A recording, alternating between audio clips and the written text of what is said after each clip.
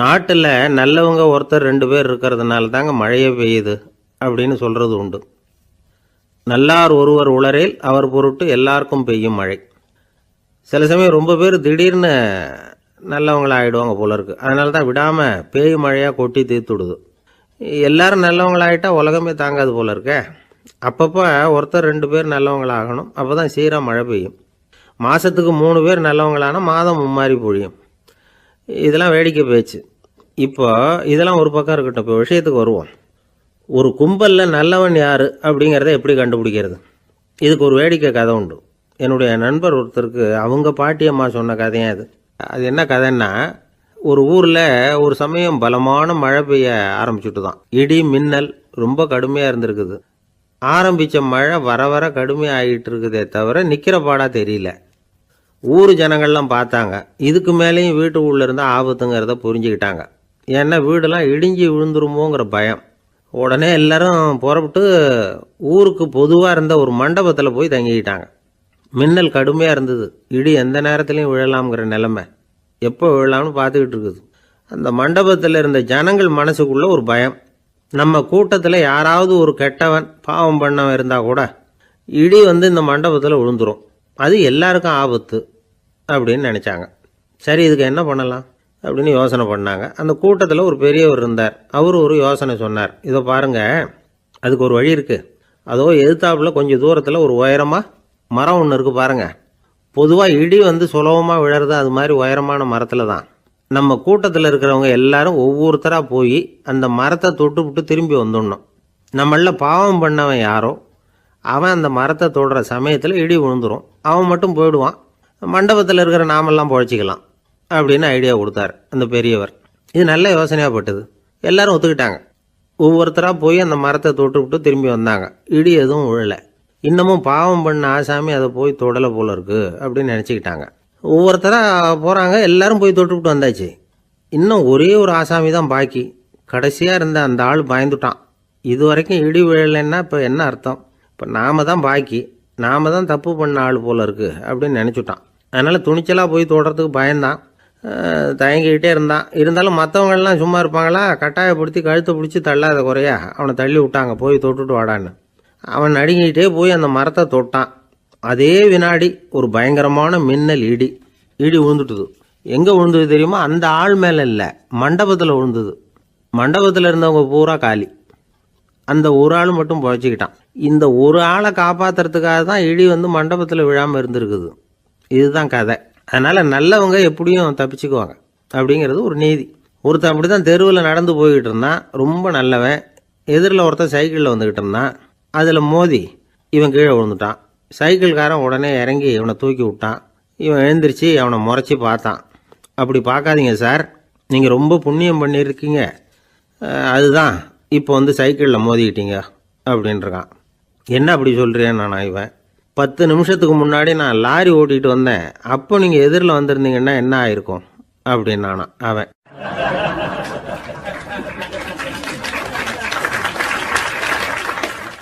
ஒரு பெரிய அரசன் இந்த உலகம் பூராவையும் ஆண்டுகிட்டு இருந்தான். ரொம்ப காலம் அப்படி அரசாட்சி பண்ணிக்கிட்டு இருந்தான். திடீர்னு அவனுக்கும் சில எதிரிகள் முளைச்சாங்க. அவங்கெல்லாம் ஒன்று சேர்ந்து இவனை தோற்கடிச்சுட்டாங்க. தோற்று போனதும் இவனுக்கு பயம் வந்துட்டுது. எங்கே எதிரிகள் நம்ம கொண்டுடுவாங்களோ அப்படின்னு. வெளியில் வந்தால் தனக்கு ஆபத்துன்னு பயந்துக்கிட்டு யாருக்கும் தெரியாமல் ஒரு குகைக்குள்ளே போய் பதுங்கி கிடக்கிறான். நிலைமையை பாருங்கள். முதல் நாள் அரண்மனையில் அதிகாரம் பண்ணிக்கிட்டு இருந்தவன் மறுநாள் குகையில் பயந்து போய் பதுங்கி கிடக்கிறான். ராத்திரி நேரம் வந்தது. பசி வயத்தை கிள்ளுது. பிச்சை எடுத்து சாப்பிட வேண்டிய நிலைமை. பிச்சை எடுக்கிறதுக்கு பாத்திரம் வேணுமே, என்ன பண்ணுறது அப்படின்னு அங்கேயும் இங்கேயும் பார்க்குறான். ஒரு மூலையில் யாரோ விட்டுட்டு போன ஒரு ஓடு கிடக்குது. அதை எடுத்துக்கிட்டு புறப்பட்டான். இருட்டில் வழி புரியல. ஏதோ ஒரு யூகத்தில் காலை மெதுவாக எடுத்து வச்சு நடந்து போயிட்டுருக்கிறான். வழியில் ஒரு கருப்பு நாய் படுத்து கிடந்தது. இருட்டில் அவன் இது கண்ணுக்கு சரியாக தெரியல. அவனுக்கு தவறி போய் காலை வச்சுட்டான். அது மேலே நாய் சும்மா இருக்குமா, வள்ளுன்னு விழுந்து கடிச்சு விட்டுது. காலை பார்க்குறான். காலத்தையும் நினச்சி பார்க்குறான். அரண்மனையில் வீரக்கழல் அணிந்த காலை உடைய மன்னா அப்படின்னு புகழ்வாங்களே புலவர்கள்லாம். ஆனால் அது இன்றைக்கி நாய் கடித்த காலம் ஆயிட்டுதே அப்படின்னு நினைக்கிறான். அது மட்டும் இல்லை, முன்னாடி எல்லாம் பொற்கிண்ணங்களில் தான் அவன் சாப்பிடுவான். ஆனால் இப்போது உடஞ்சி போன ஓட்டு, அது ஓட்டை வந்து கையில் வச்சுக்கிட்டு நிற்கிறான். அதில் யாராவது சாப்பாடு போடுவாங்களான்னு. முன்னாடியெல்லாம் நிறைய பேர் அரண்மனைக்கு வருவாங்க. அரசருக்கு காணிக்கைன்னு சொல்லி இவன் காலடியில் கொண்டாந்து கொட்டுவாங்க. அப்போல்லாம் இவன் அந்த ஜனங்களுடைய முகத்தை திரும்பி கூட பார்க்கறதில்ல, ரொம்ப கர்வமாக உட்காந்துருப்பான். அதே ஆள் இன்றைக்கி எல்லார் கண்ணிலையும் படுறது மாதிரி பிச்சை எடுத்துக்கிட்டு இருக்கிறான். அப்போலாம் காணிக்கைகளை வந்து தன்னுடைய கையால் வாங்கிறது தனக்கு கௌரவ குறைச்சல்னு நினச்சி தன்னுடைய வேலைக்காரங்களை விட்டு தான் அதை வாங்க சொல்லுவான். இப்போ பார்த்தீங்கன்னா அவனே தன் கையாலேயே பிச்சை வாங்குறான். நினச்சி பாருங்கள், அந்த மனுஷன் நாள் அரசன், மறுநாள் பிச்சைக்காரன், எவ்வளோ வித்தியாசம். செல்வம் தான் இப்படி ஒரு வித்தியாசம் ஏற்படுறதுக்கு காரணம். அப்படிப்பட்ட செல்வம் வாழ்க்கையை நடத்துறதுக்கு நமக்கு தேவை தான். ஆனால் அதையே நாம் அடைய வேண்டிய பயனாக நினைக்கிறோம் பாருங்கள், அதுதான் வேடிக்கை. இதை வந்து நம்மாழ்வார் அழகாக ஒரு பாசுரத்தில் சொல்கிறார். ஒரு நாயகமாய் ஓட உலகுடன் ஆண்டவர், கருணாய் கவர்ந்த காலர், சிதைகிய பானையர், பெருநாடு காண இம்மையிலே பிச்சைதாம் கொள்வர், திருநாரணன் தாழ் காலம் பெற சிந்தித்து உய்மினோ அப்படிங்கிறார் நம்மாழ்வார். ஒரு பெரிய பணக்காரர் ஒரு துறவிகிட்ட போய், சாமி என்கிட்ட நிறைய பணம் இருக்குது, இருந்தாலும் நிம்மதி இல்லை, என்னால் நிம்மதியாக இருக்க முடியல, என்ன காரணம்னு கேட்டாராம். உடனே அந்த துறவி இதுக்கு நேரடியாக பதில் சொல்லாமல் பக்கத்தில் நின்றுக்கிட்டு இருந்த ஒரு குழந்தைய கூப்பிட்டார். அது ஓடியாந்தது. ஒரு ஆப்பிள் பழத்தை எடுத்து அது கையில் கொடுத்தார். அதை வாங்கிக்கிட்டு குழந்தை சிரிச்சுது. இன்னொரு பழத்தை எடுத்து கொடுத்தார். அதை இன்னொரு கையில் வாங்கிட்டு சிரிச்சுது. மூணாவது ஆப்பிள் எடுத்து கொடுத்தார். 2 பழத்தையும் நெஞ்சில் அணைச்சிக்கிட்டு 3ஆவது பழத்தையும் வாங்கிறதுக்கு முயற்சி பண்ணிச்சு. ஆனால் அது உடனே நழுவி கீழே விழுந்து உருண்டு ஓடிச்சு. ஏற்கனவே இருந்ததும் விழுந்துட்டுது. இப்போ அந்த குழந்தை அழ ஆரம்பிச்சுட்டுது. இப்போ அந்த துறவி பணக்காரர்கிட்ட சொன்னாராம், குழந்தைய கவனிச்சியா, 2 ஆப்பிள் போதும்னு அது நினச்சிருந்தா இப்போ அது அழ வேண்டிய அவசியம் வந்திருக்குமா அப்படின்னாராம். எதுவுமே அளவுக்கு மிஞ்சினா துன்பந்தான். இந்த காலத்தில் இதெல்லாம் யார் காதில் வாங்குறாங்க? ஒருத்தனை நல்ல வழிக்கு கொண்டு வரணும்னு நினச்சி அவனை கூப்பிட்டு உட்கார வச்சு இந்த கதையை சொல்லிகிட்டு இருந்தாங்க. சொல்லிவிட்டு அந்த குழந்தை செஞ்சது தப்பு தானே அப்படின்னு கேட்டிருக்கிறாங்க. ஆமாம், தப்பு தான், நானாக இருந்தால் அப்படி செஞ்சுருக்க மாட்டேன் நானா இவன். 2 பழமே போதும்னு சொல்லியிருப்பியா அப்படின்னு கேட்டிருக்காங்க. அப்படி இல்லைங்க, அவர் கொடுக்க கொடுக்க ஒவ்வொரு பழமாக வாங்கி பின்னாடி வச்சுட்டு மறுபடியும் கையை நீட்டுவேன் அப்படிங்கிறானா. இவெல்லாம் எந்த காலத்தில் திருந்துறது?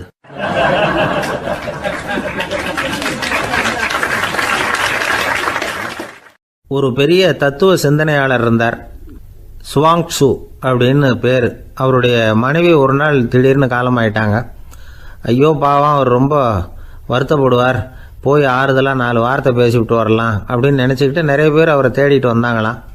வந்தவங்களுக்கு ஆச்சரியம், ஏன்னா இவர் வருத்தப்பட்டுக்கிட்டு இருப்பார் அப்படின்னு தானே எதிர்பார்த்தாங்க. அப்படி இல்லை, தாளம் போட்டுக்கிட்டு உட்காந்துருக்கிறார். தாளத்துக்கு தகுந்த மாதிரி பாட்டு வேற பாடிக்கிட்டு இருக்கிறார். என்ன மனுஷன் அவர், கொஞ்சம் கூட கவலை இல்லாமல் இப்படி இருக்கிறாரு அப்படின்னு நினச்சாங்க. ஒருத்தர் துணிஞ்சு அவர்கிட்ட கேட்டுவிட்டார், என்னங்க இது இப்படி அப்படின்னு. அதுக்கு அவர் என்ன சொன்னார் தெரியுமா? இதை பாருங்கள், என்னுடைய மனைவி பிறக்கிறதுக்கு முன்னாடி அவளுக்கு உயிரும் கிடையாது, உடலும் கிடையாது. அதுக்கு பிறகு தான் உயிர் வந்தது, உடல் வந்தது, அந்த உருவம் வந்தது. இப்போ என்ன ஆச்சு? அந்த உருவமும் உயிரும் போயிட்டுது, அவ்வளவுதானே. வந்தது போயிட்டுது. இளவேனில் காலம், இலையுதிர் காலம், பனிக்காலம், இப்படி பருவங்கள் வந்து மாறி மாறி வருது இல்லையா?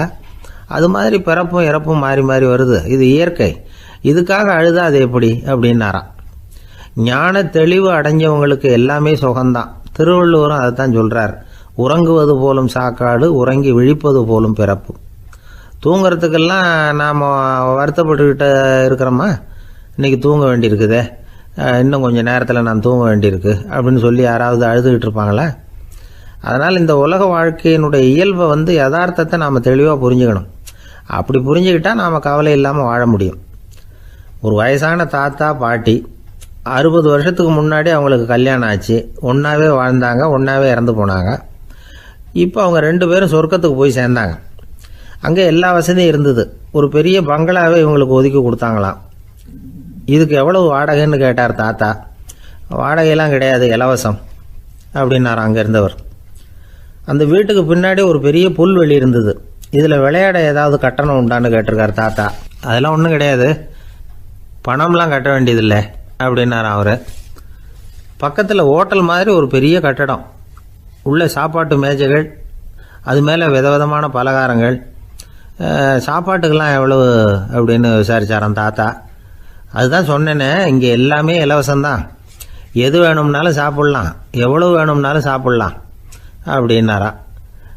நீங்கள் சொல்கிறீங்க அப்படி, ஆனால் நான் சர்க்கரை சேர்த்துக்கக்கூடாது, உப்பு சேர்த்துக்கக்கூடாது, பாட்டி கையால் எப்பவும் பத்திய சாப்பாடு தான் அப்படின்னாராம் தாத்தா.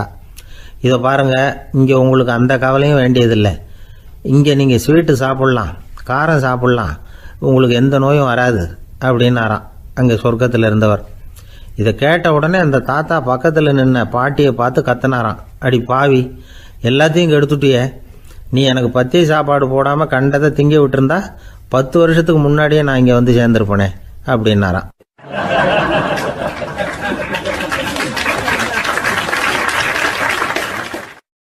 ஒரு நாள் ஒரு 10-15 பள்ளிக்கூடத்து பிள்ளைங்க தேடிட்டு வந்தாங்க. உங்களை பார்த்துட்டு தான் போகணும், அதுக்காக தான் வந்திருக்கோம்னாங்க. என்ன விஷயம்னு கேட்டோம். நாங்கள்லாம் கூடி ஒரு முடிவு பண்ணியிருக்கிறோம், அதை உங்ககிட்ட சொல்லணும் அப்படின்னாங்க. அதுவும் ஒரு வாண்டு பையன் அதை சொன்னான். என்ன முடிவு அது அப்படின்னு கேட்டோம் ரொம்ப ஆர்வமாக. அதை இப்போ சொல்ல மாட்டோம், எங்களுக்கு பிடிக்கிற மாதிரி ஏதாவது ஒரு தகவல் சொன்னால் அதுக்கப்புறம் நாங்கள் அதை சொல்கிறோம் அப்படின்னா அந்த வாண்டு பையன். சரி, சின்ன பையன்கிட்ட இன்றைக்கி வசமாக மாட்டிக்கிட்டோம் அப்படின்னு நினச்சிக்கிட்டு அவங்களுக்கு தகுந்த மாதிரி ஒரு கதை சொல்ல ஆரம்பித்தோம். அது என்ன கதைன்னா, ஒரு பெரிய காடு, அதில் பலவிதமான மிருகங்கள். அந்த காட்டுக்கு ஒரு சிங்கம் தான் ராஜா. எப்பவும் காட்டுக்கு அது தானே ராஜா. ஒரு பெரிய யானைக்கு இது பொறுக்கலை. என்ன இது, எப்போ பார்த்தாலும் இங்கே சிங்கத்துக்கே ராஜா பதவி கிடைக்கிது, நான்லாம் எவ்வளவு பலசாலியாக இருக்கிறேன், அப்படி இருந்தும் எனக்கு அந்த பதவி கிடைக்கலையே அப்படின்னு தனக்குள்ளே பொறுமிக்கிட்டே இருந்தது. ராஜா பதவியை நினச்சி ரொம்ப ஏக்கம், அதுக்கு பதவி மோகம். இந்த சமயம் பார்த்து ஒரு குள்ள நெறி கூட்டம் அதை தேடிட்டு வந்தது. ஐயா பெரியவங்களே, நீங்கள் இந்த காட்டுக்கு ராஜாவாக இருக்க ஆசைப்படுறீங்க, அதில் ஒன்றும் தப்பு இல்லை. ஆனால் அதுக்கு முன்னாடி நீங்கள் எங்கள் கூட்டத்துக்கு கொஞ்ச நாள் தலைவராக இருங்க, அதாவது ராஜாவாக இருங்களேன், உங்களுக்கும் ஒரு ட்ரைனிங் கிடைச்சது மாதிரி இருக்கும் அப்படின்னு சொல்லியிருக்குது இந்த கூட்டம், குள்ள நெறி கூட்டம். இதை கேட்ட உடனே யானைக்கு ரொம்ப சந்தோஷம் தாங்கலை. அதுதான் எப்போன்னு பதவிக்காக காத்துக்கிட்டு இருக்குதே. இருந்தாலும் கொஞ்சம் பிகுவோட, சரி நீங்கள்லாம் இவ்வளோ தூரம் என்னை தேடிட்டு கேட்கறதுனால மறுக்க முடியல அப்படின்னு ரொம்ப ஏதோ அவளுக்கு சிரமப்பட்டு ஒத்துக்கிறது மாதிரி ஒத்துக்கிட்டது.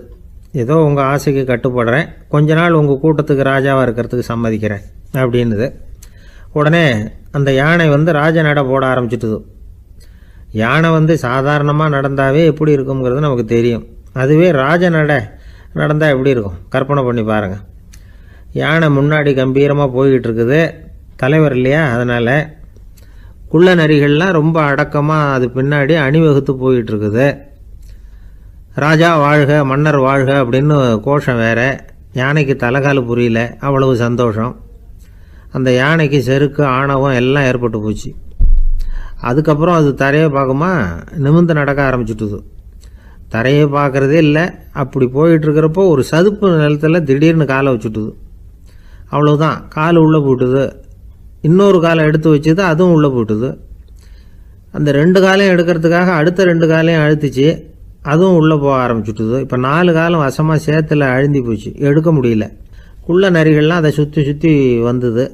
சிலது சுற்றி நின்று டான்ஸ் ஆட ஆரம்பிச்சுட்டுது யானையை பார்த்துட்டு. இதை யானை பார்த்தது. என்ன இது தலைவர், நான் தவிச்சிக்கிட்டு இருக்கிறேன், தொண்டர்கள்லாம் சுற்றி நின்று வேடிக்கை பார்த்துக்கிட்டு இருக்கிறீங்க, டான்ஸ் ஆடுறீங்க அப்படின்னு கேட்டுதான். தொண்டர்களே, தலைவர் நான் தவிச்சிக்கிட்டு இருக்கிறது உங்களுக்கு தெரியலையா?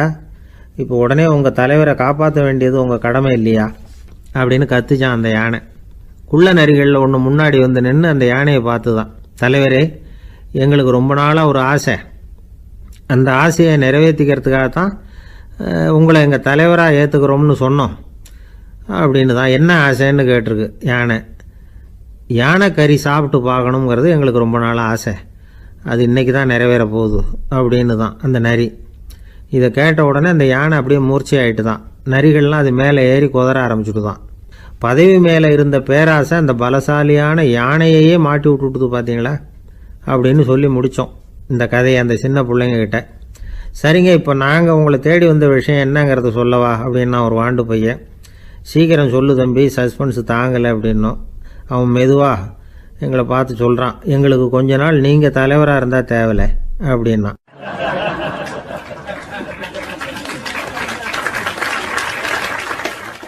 ஒரு காட்டில் ஒரு முனிவர் இருந்தார். ஒரு நாள் அவரை தேடிட்டு 4 பேர் வந்தாங்க. சுவாமி, எங்களுக்கு ரொம்ப நாளாக ஒரு சந்தேகம்னாங்க. என்னன்னு கேட்டார். இந்த உலகத்தில் எவ்வளவோ காரியங்கள் நடக்குது, எது நியாயம் எது அநியாயம் அப்படின்னு புரிஞ்சிக்க முடியலன்னாங்க. அது யாராலையும் புரிஞ்சிக்க முடியாதுன்னார் முனிவர். வந்தவங்களுக்கு ஆச்சரியமாக போச்சு, ஒரு மாதிரியாக பார்த்தாங்க. இதை முனிவர் கவனிச்சார். சரி, புறப்படுங்க என்னோடன்னார். எங்கன்னு கேட்டாங்க. இப்போ உங்கள் 4 பேரையும் ஒரு புஷ்பக விமானத்தில் அழைச்சிட்டு போகிறேன். இந்த உலகத்தில் சர்வசாதாரணமாக நடக்கக்கூடிய ஒரு காட்சியை உங்களுக்கு காட்ட போகிறேன். நீங்கள் பார்க்க போகிற அந்த காட்சி நியாயமா அநியாயமா அப்படிங்கிறத என்கிட்ட சொல்லணும். நீங்கள் சரியான பதில் சொன்னால் புஷ்பக விமானத்தில் தொடர்ந்து பிரயாணம் பண்ணலாம். தவறான பதில் சொன்னால் இந்த புஷ்பக விமானம் உங்களை கீழே தள்ளி விட்டுரும் அப்படின்னார். 4 பேருக்கும் பயந்தான். இருந்தாலும் முனிவர் கூப்பிடுறாரு அப்படின்னு சொல்லி புறப்பட்டாங்க. அவங்க எல்லாரும் புறப்பட்டு ஒரு காட்டு வழியாக போய்கிட்டு இருக்கிறாங்க புஷ்பக விமானத்தில். அங்கே நடக்கிற ஒரு காட்சியை காட்டுறார் முனிவர். அதோ அங்கே பாருங்கன்னார். அந்த விமானத்தில் இருந்தபடியே எல்லாரும் கீழே குனிஞ்சு பார்க்குறாங்க. அங்கே ஒரு தாய் புலி அப்போ தான் குட்டி போட்டிருக்கு. குட்டிகளை ஈன்ற உடனே பசிக்கு இறை தேடி அந்த பக்கமாக வருது. அதே நேரம் ஒரு தாய் மான், அதுவும் அப்போ தான் குட்டி போட்டிருக்கு. அதுவும் இதே மாதிரி குட்டிகளை ஈன்ற உடனே பசிக்கு இறை தேடி அந்த பக்கமாக வருது. இப்போ அந்த புலி அந்த மானை அடித்து போட்டுவிடுது. அதுவும் சாப்பிடுது, குட்டிகளுக்கும் கொடுக்குது. இப்போ அந்த புலிக்குட்டிகள் முகத்தில் மகிழ்ச்சி, தாயை இழந்த அந்த மான் குட்டிகள் முகத்தில் துக்கம். இப்போ அந்த முனிவர் 4 பேர்கிட்டையும் கேட்குறார், நீங்கள் இங்கே பார்த்தீங்களே, இதில் எது நியாயம் எது அநியாயம்? ஒவ்வொருத்தராக சொல்லுங்கள். உங்கள் பதில் சரியில்லைன்னா இந்த விமானம் உங்களை கீழே தள்ளி விட்டுரும். சொல்லுங்கள் பார்க்கலாம்னார். முதல்ல ஒருத்தன் சொன்னான், அந்த புலி செஞ்சது சரிதாங்க. அது பசிக்கு அதுதான் ஆகாரம். தன்னுடைய பசிக்கு தானே இறை தேடிக்கிட்டுது. அதில் என்ன தப்பு? அவ்வளவுதான். அதனால் புலி செஞ்சது நியாயம்தான் அப்படின்னா. அவ்வளவுதான், அந்த விமானம் அவனை அப்படியே கீழே தள்ளி விட்டுட்டுது. அதனால் அவன் கொடுத்த பதில் சரியில்லை அப்படிங்கிறது புரிஞ்சு போச்சு. இப்போ 2வது ஆள் சொன்னான், புலி செஞ்சது பாவம், அந்த தாய்மான் என்ன தப்பு பண்ணிச்சு? இப்போ அந்த குட்டிகளுக்கு யார் ஆதரவு?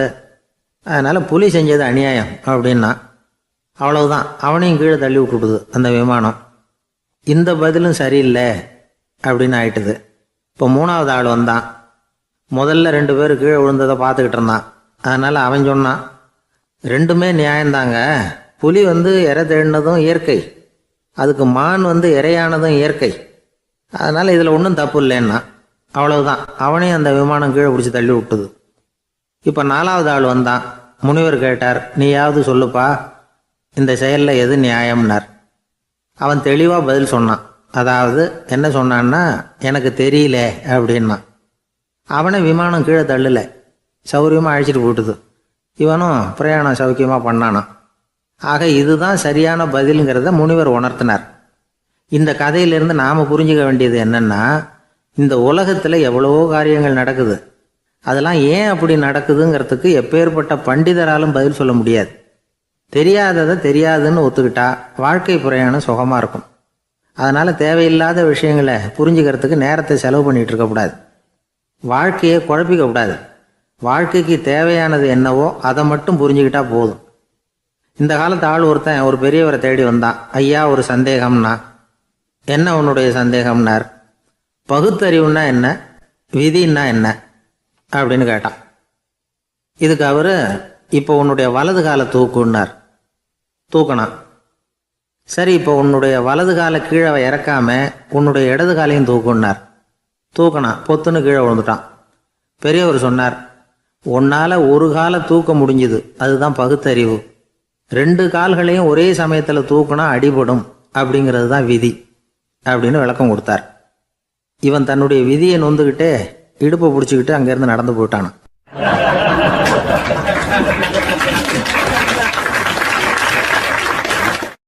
ஒரு ஊரில் ஒரு கோயில் இருந்தது. ரொம்ப பழைய கோயில். உள்ளே போகிறதுக்கே பயமாக இருக்கும். எந்த நேரத்தில் இடிஞ்சு விழுந்துருமோ அப்படிங்கிற பயம். அப்படி இருந்ததுனால யாரும் துணிஞ்சு சாமி கும்பிடுறதுக்கு அங்கே போகிறதில்ல. கோயிலுக்கு வர்ற கூட்டம் கொஞ்சம் கொஞ்சமாக குறைய ஆரம்பிச்சுட்டுது. கோயில் நிர்வாகிகள் எல்லாரும் கூடி உட்காந்து பேசினாங்க. என்ன பண்ணலாம்னு யோசனை பண்ணாங்க. எந்த இடம் மோசமாக இருக்கோ அந்த இடத்த பழுது பார்த்தாங்க. அங்கே எங்கே வர்ணத்தை பூசி கொஞ்சம் அழகுபடுத்தி பார்த்தாங்க. ஏதோ இந்த ஊரில் கோயில்னு ஒன்று இருக்குது, அது மக்களுக்கு தெரியணும் அப்படிங்கிறதுக்காகத்தான் இப்படிலாம் பண்ணாங்க. இருந்தாலும் கோவில் இருக்கிற நிலைமை மக்களுக்கு தெரியும். அதனால் அங்கே வர்றது குறைச்சிக்கிட்டாங்க அவங்க. ஒரு கட்டத்தில் யாருமே வர்றதில்லை. நிலைமை அந்த அளவுக்கு ஆயிட்டுது. மறுபடியும் கோவில் நிர்வாகிகள் கூட்டம் நடந்தது. இந்த கூட்டம் கூட கோயிலுக்கு உள்ளே நடக்கலை, இடிஞ்சு விழுந்துருமோங்கிற பயம். அதனால் வெளியில் தான் உட்காந்து கூட்டத்தை நடத்தினாங்க. ஏன்னா உள்ளே போகிறதுக்கு அவங்களுக்கும் துணிச்சல் கிடையாது. எந்த நேரமும் விழுந்துரும் போல் இருந்தது அது. அது வழியாக போகிறவங்க கூட வேகமாக அந்த இடத்த கடந்து போக ஆரம்பிச்சிட்டாங்க. கோவில் நிர்வாகிகள் வெளியில் உட்காந்து கூட்டம் போட்டாங்க இல்லையா, அந்த கூட்டத்தில் 4 தீர்மானங்களை நிறைவேற்றினாங்க. அது என்ன 4 தீர்மானம்னா, முதல் தீர்மானம், இந்த கோவிலை இடிப்பது அப்படிங்கிற முடிவை இந்த கமிட்டி மிகவும் வருத்தத்துடன் ஏற்றுக்கொள்ளுகிறது அப்படின்னு நிறைவேற்றினாங்க. இதுக்கு பதிலாக இன்னொரு கோவிலை உடனடியாக கட்டி முடிச்சுடணுங்கிறது 2வது தீர்மானம். 3வது தீர்மானம் என்ன தெரியுமா? பழைய கோவிலின் கதவுகள், அதிலிருந்து பிரித்து எடுக்கிற செங்கல், இதையே புது கோவில் கட்டுவதற்கு பயன்படுத்தி கொள்ள வேண்டியது. பழைய கோவில் இருந்த மாதிரியே அதே வடிவத்தில் புது கோவிலையும் கட்ட வேண்டியது. பழைய கோவிலின் அஸ்திவாரத்தை அப்படியே வச்சுக்கிட்டு அதுக்கு மேலே நாம் கோவிலை கட்டிக்க வேண்டியது. இதுதான் 3வது தீர்மானம். இதையும் கமிட்டி முழு மனசோடு ஏற்றுக்கிட்டது. இது வரைக்கும் சரி. இப்போ அந்த கமிட்டி 4வதாக ஒரு முக்கியமான தீர்மானத்தை கொண்டுகிட்டு வந்து அதையும் ஏகமனதாக நிறைவேற்றி விட்டது. அது என்ன தீர்மானம்னா, புதிய கோவில் கட்டி முடிக்கிற வரைக்கும் பழைய கோவிலை இடிக்கிறதில்லை அப்படிங்கிற தீர்மானம். எப்படி இருக்குது பாருங்க இது. பழசை இடிக்காத வரையில் அதே இடத்துல புதுசாக எப்படி கட்ட முடியும்? பல விஷயங்களில் நாம் நடந்துக்கிற முறையும் இப்படி தான் இருக்குதான். வாழ்க்கையில் முன்னேறணும்னு ஆசைப்படுவோம். அதே நேரத்தில் அந்த முன்னேற்றத்துக்கு எது தடையாக இருக்கோ அதை விட்டு விடுறதுக்கும் மனசு வராது. வெளிநாட்டில் ஒரு பெரிய விருந்து நடந்துக்கிட்டு இருந்துதான். எல்லாரும் மது கோப்பையும் கையுமா அலைஞ்சிக்கிட்டு இருக்கிறாங்க.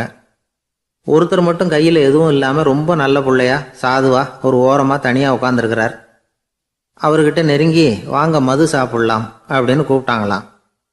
என்னை வற்புறுத்தாதீங்க, நான் என் மனசுக்குள்ளே உறுதியாக தீர்மானம் பண்ணிவிட்டேன் அப்படின்னாராம்.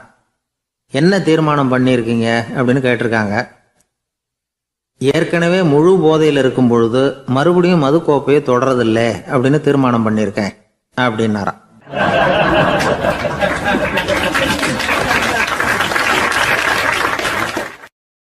ஒரு ஊரில் ஒரு பெரியவர் இருந்தார். ஒரு நாள் அவரை தேடி ஒருத்தர் வந்தார். ஐயா, நான் கடவுளை பரிபூர்ணமாக நம்புகிறேன் அப்படின்னார். சரி, அந்த நம்பிக்கை உனக்கு எப்படி வந்ததுன்னு கேட்டார் இவர். அவர் சொல்ல ஆரம்பித்தார். ஐயா, எனக்கு கல்யாணம் ஆகி 10 வருஷம் ஆச்சு. ஆனாலும் குழந்தை பாக்கியம் இல்லை. அதுக்கு என்ன காரணமாக இருக்கும்னு நான் யோசனை பண்ணிகிட்டு இருந்தப்போ நண்பர் ஒருத்தர் ஒரு ஆலோசனை சொன்னார். உனக்கு மதப்பற்று இல்லை, எந்த கடவுளையுமே நம்ப மாட்டேங்கிற, அதுதான் காரணம். கடவுளை நம்பு, உனக்கு குழந்தை பாக்கியம் கிடைக்கும் அப்படின்னார். அவர் அப்படி சொன்னாரே தவிர எனக்கு சந்தேகம்தான். இருந்தாலும் அவர் சொன்னபடியும் நடந்து தான் பார்ப்போமே அப்படின்னு முடிவு பண்ணேன். கடவுளை நம்ப ஆரம்பித்தேன். அந்த வருஷமே அழகான ஆண் குழந்தை பிறந்தது. எல்லாம் இறைவன் அருள் அப்படின்னார். இவர் இப்படி சொன்னதை கேட்டதும் அந்த பெரியவர் சொன்னார், நீ சொல்கிறதெல்லாம் சரிதான். இருந்தாலும் இந்த காலத்தில் எந்த ஒரு காரியமாக இருந்தாலும் அதை சோதனை செஞ்சு பார்த்துட்டு தான் ஒரு முடிவுக்கு வந்து சேர முடியும். அறிவுபூர்வமான முடிவு அதுவாக தான் இருக்கும். அறிவியல் சோதனைகள் அப்படித்தான். ஒரு குறிப்பிட்ட விஷயத்தை பற்றி எத்தனை தடவை சோதனை பண்ணாலும் ஒரே முடிவு தான் கிடைக்கணும். அதுதான் சரியாக இருக்கும். அதனால் இப்போ மறுபடியும் ஒரு சோதனைன்னார். என்ன செய்யணும் அப்படின்னு கேட்டார் இவர். கடவுள்கிட்ட ஒரு பெண் குழந்தை வேணும்னு கேளு. முதல்ல ஆண் குழந்தையை கொடுத்தது மாதிரியே இப்போ ஒரு பெண் குழந்தையையும் கொடுக்குறாரா பார்க்கலாம் அப்படின்னார். சரின்னு சொல்லி இவர் அதே மாதிரி முயற்சி பண்ணினார். அதுக்கப்புறம் அவர் இந்த பெரியவர்கிட்ட வரவே இல்லை. கொஞ்ச காலம் கழித்து இவரே அவரை தேடிக்கிட்டு போய் கதவை தட்டினார். அவர் கதவை திறந்தார். என்ன ஆச்சு, கடவுள் கண் திறந்தாரா அப்படின்னு கேட்டார். அவர், அந்த சமாச்சாரம்லாம் நமக்கு வேணாம் சார். முதல் தடவை அது ஏதோ தற்செயலாக ஏற்பட்ட ஒரு சாதகம். இப்போ நீங்கள் 2வது தடவை சொன்ன பிறகு தினமும் கடவுளை வேண்டிக்கிட்டு தான் இருக்கிறேன், ஒன்றும் நடக்கலை அப்படின்னார் ரொம்ப விரக்தியாக. ஒரே ஒரு தோல்வியில் உங்கள் நம்பிக்கையெல்லாம் பறந்து போயிடுது பார்த்தீங்களா அப்படின்னார் அந்த பெரியவர். எல்லாம் நல்ல விதமாக நடக்கிற வரைக்கும் நம்பிக்கை, எதிர்பார்த்தது தோல்வியில் முடிஞ்சுட்டுதுன்னா அவநம்பிக்கை. மற்றவர்கள் பேரில் வைக்கிற நம்பிக்கை எந்த நேரத்திலையும் விவகாரமாகி விடக்கூடிய சாத்தியம் உண்டு. நாம் நம்பிக்கை வைக்க வேண்டியது நம்மகிட்ட தான், நமக்குள்ளே இருக்கிறார் கடவுள். எனவே நம்ம பேரில் நாம் வைக்கிற நம்பிக்கை தான் உண்மையான கடவுள் பக்தி. நிபந்தனையற்ற நம்பிக்கையாக அது இருக்கணும். எல்லாம் நல்லபடியாக நடந்துக்கிட்டு இருந்தால் எந்த முட்டாளுக்கும் நம்பிக்கை வரத்தான் செய்யும் அப்படிங்கிறது ஒரு பெரியவர் கருத்து. தியானத்தின் மூலமாக தான் உனக்குள்ள ஆழமாக தோண்டுனா உன்னுடைய அடி ஆழத்தில் நம்பிக்கை அப்படி ஊற்றெடுக்கும், அதை பார்க்க முடியும் அப்படிங்கிறது பெரியவர்கள் சிந்தனை. ஒரு குழந்தை அப்பாவை பார்த்து என்னப்பா பண்ணுறேன்னு கேட்டுதான். பிரார்த்தனை பண்ணிட்டு இருக்கிறேன்னாராம் அப்பா. பிரார்த்தனை பண்ணுனா என்ன கிடைக்கும் அப்படின்னு கேட்டுதான் குழந்தை. எல்லாம் கிடைக்கும் அப்படின்னாராம் அப்பா. நீ வச்சிருக்கிறிய பேனா அது கூட கிடைக்குமான்னு கேட்டுதான் குழந்தை. கிடைக்குமேன்னு இருக்கார். அப்படின்னா அந்த பேனாவை என்கிட்ட கொடுத்துரு, நீ பிரார்த்தனை பண்ணி வேற பேனா வாங்கிக்கோ அப்படின்னு தான் அந்த குழந்தை.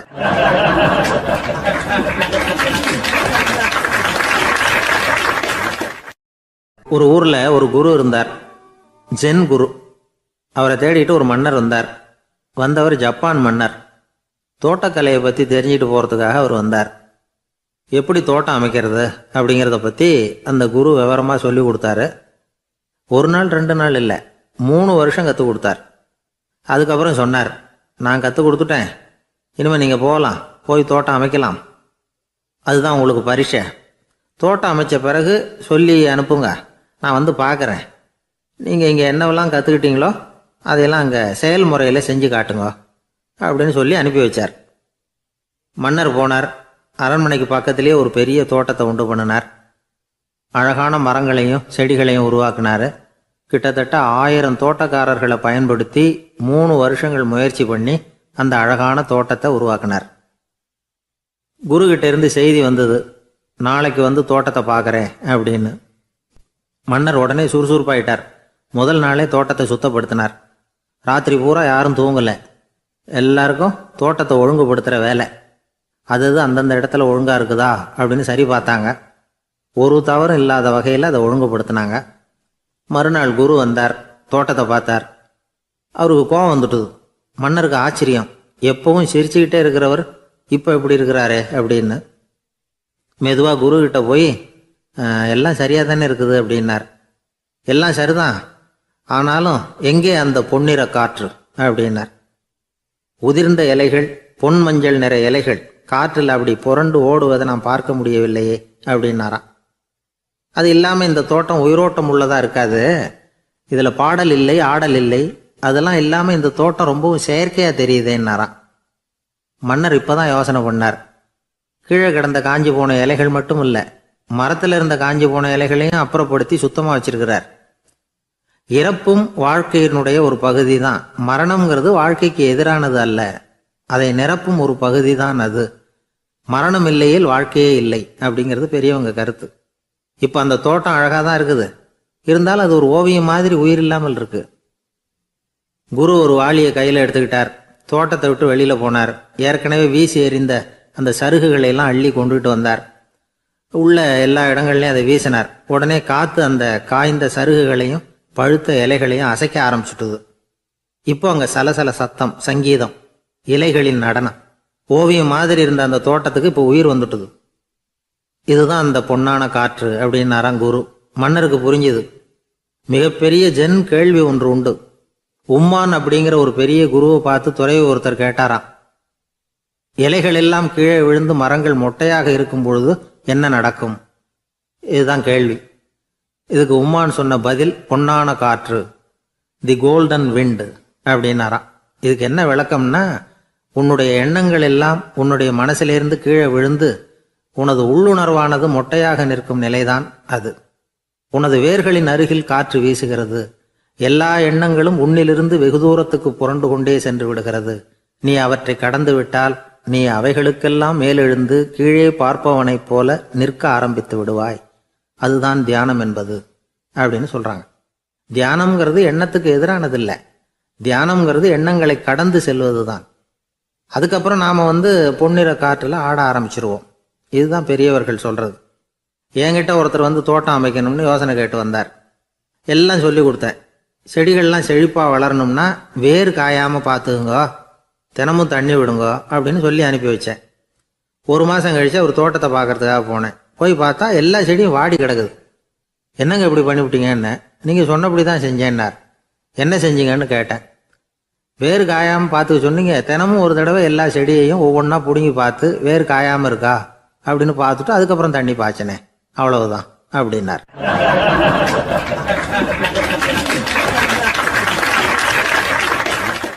ஒரு வயசான பாட்டியின் தாத்தாவும் ஒரு பூங்காவில் உட்காந்து பேசிக்கிட்டு இருக்கிறாங்க. அவங்களுக்கு கல்யாணம் ஆகி 53 வருஷம் ஆச்சு. பிள்ளைங்கள்லாம் படித்து பெரிய பெரிய வேலையில் இருக்கிறாங்க. பேரன் பேத்திகளும் நல்ல நிலைமையில் இருக்கிறாங்க. இந்த தாத்தாவும் பாட்டியும் சிரித்து பேசிக்கிட்டு இருந்ததை ஒரு பெரியவர் பார்த்தார். அவருக்கு ஆச்சரியமாக இருந்தது. இந்த வயசுலேயும் இவ்வளவு அந்யோன்யமாக இவங்க பேசிக்கிட்டு இருக்கிறாங்களே அப்படின்னு நினச்சார்.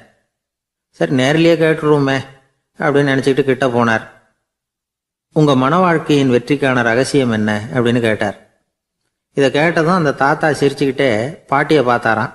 அதுக்கப்புறம் சொன்னாராம், நான் இந்த அம்மாவை கல்யாணம் பண்ணிக்கிட்டதுக்கும் எங்களுடைய இல்வாழ்க்கை இவ்வளவு நாளாக பலம் குறையாமல் மகிழ்ச்சியாக இருக்கிறதுக்கும் காரணம் ஒன்று தான். அது என்ன காரணம்னா, எங்களுக்கு இடையில பொதுவாக நிறைய குறைகள் உண்டு, அதுதான் காரணம் அப்படின்னாராம். அவர் சொல்கிறது சரிதான் அப்படிங்கிறது மாதிரியே அந்த பாட்டியும் அவரை நிமிர்ந்து பார்த்தாங்களாம். இந்த பெரியவர் மறுபடியும் அந்த பாட்டியை பார்த்து அதே கேள்வியை கேட்டிருக்கார்.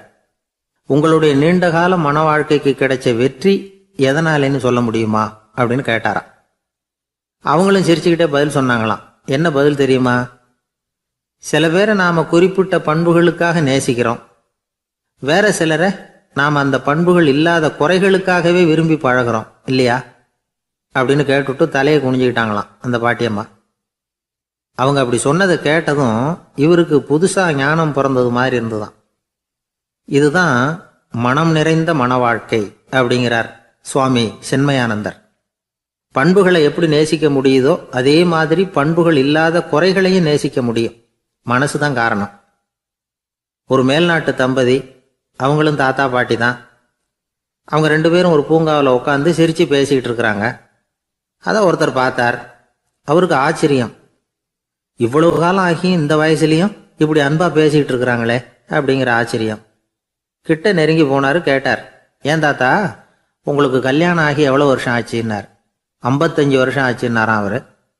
இன்னமும் இவ்வளவு சந்தோஷமாக இருக்கிறீங்களே, அதுக்கு என்ன காரணம்னு கேட்டிருக்கார்.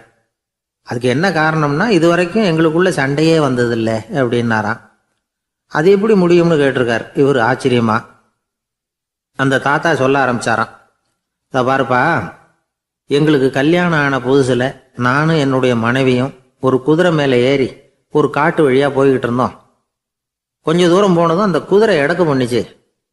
நான் உடனே கீழே இறங்கி அந்த குதிரையை பார்த்து, இது உனக்கு முதல் தடவை அப்படின்னு மிரட்டலாக சொல்லிவிட்டு ஏறி உக்காந்தேன். மறுபடியும் போனோம். கொஞ்சம் தூரம் குதிரை நல்லபடியாக நடந்து போச்சு. மறுபடியும் எடக்கு பண்ண ஆரம்பிச்சுட்டுது. நான் கீழே இறங்கினேன். கையில் இருந்த சாட்டையால் ஓங்கி ஒரு அடி கொடுத்தேன். இது உனக்கு 2வது தடவை அப்படின்னு சொல்லிவிட்டு ஏறி உக்காந்தேன். மறுபடியும் குதிரை கொஞ்சம் தூரம் நல்ல விதமாக நடந்து போச்சு. அப்புறமும் எடக்கு பண்ண ஆரம்பிச்சுட்டுது. அந்த சமயத்தில் ஒரு ஆற்று பாலத்தை கடந்து போய்கிட்டு இருக்கிறோம். நான் கீழே இறங்கினேன்.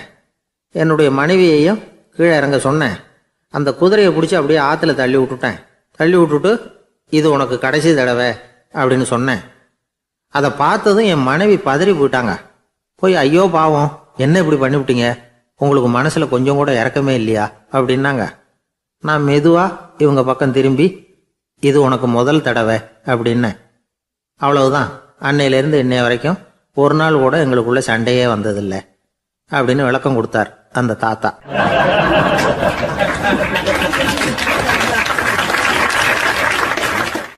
ஒரு ஆள் வேகமாக நடந்து போய்கிட்டு இருந்தான். அவன் வேகமாக நடக்கிறதுக்கு காரணம் வெயில் காலம், காலில் செருப்பு இல்லை, மணல் பாதை, அதுதான் வேகம்.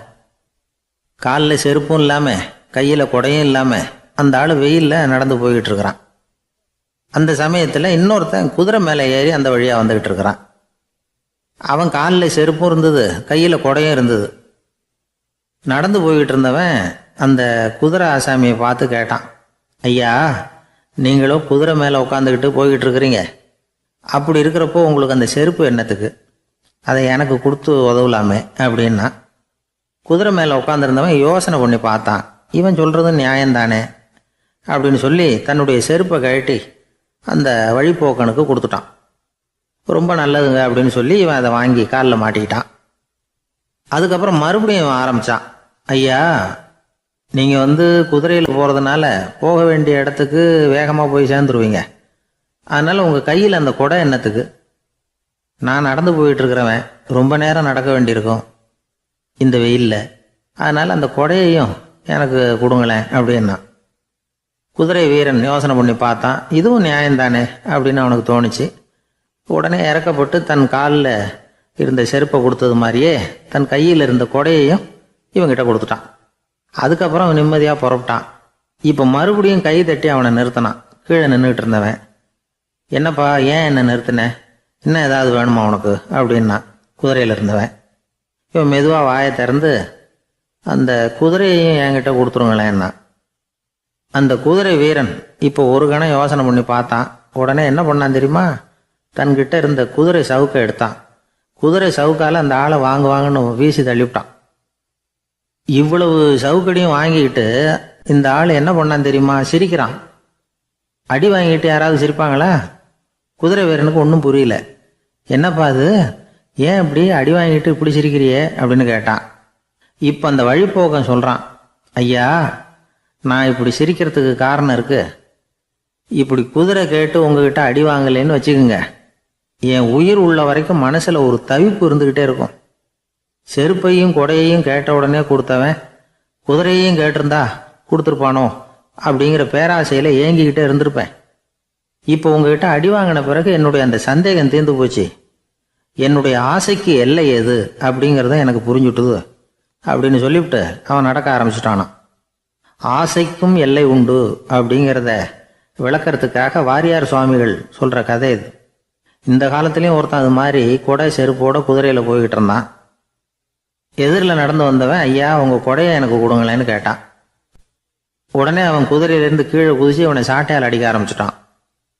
இன்னொருத்தர் அந்த வழியாக வந்தவர் இதை பார்த்தார். ஏன்பா, அவன் கேட்டான், உன்னால் முடியலன்னா இல்லைன்னு சொல்லிட வேண்டியது தானே, அதுக்காக ஏன் இப்படி அவனை போட்டு அடிக்கிறேன்னு கேட்டார்.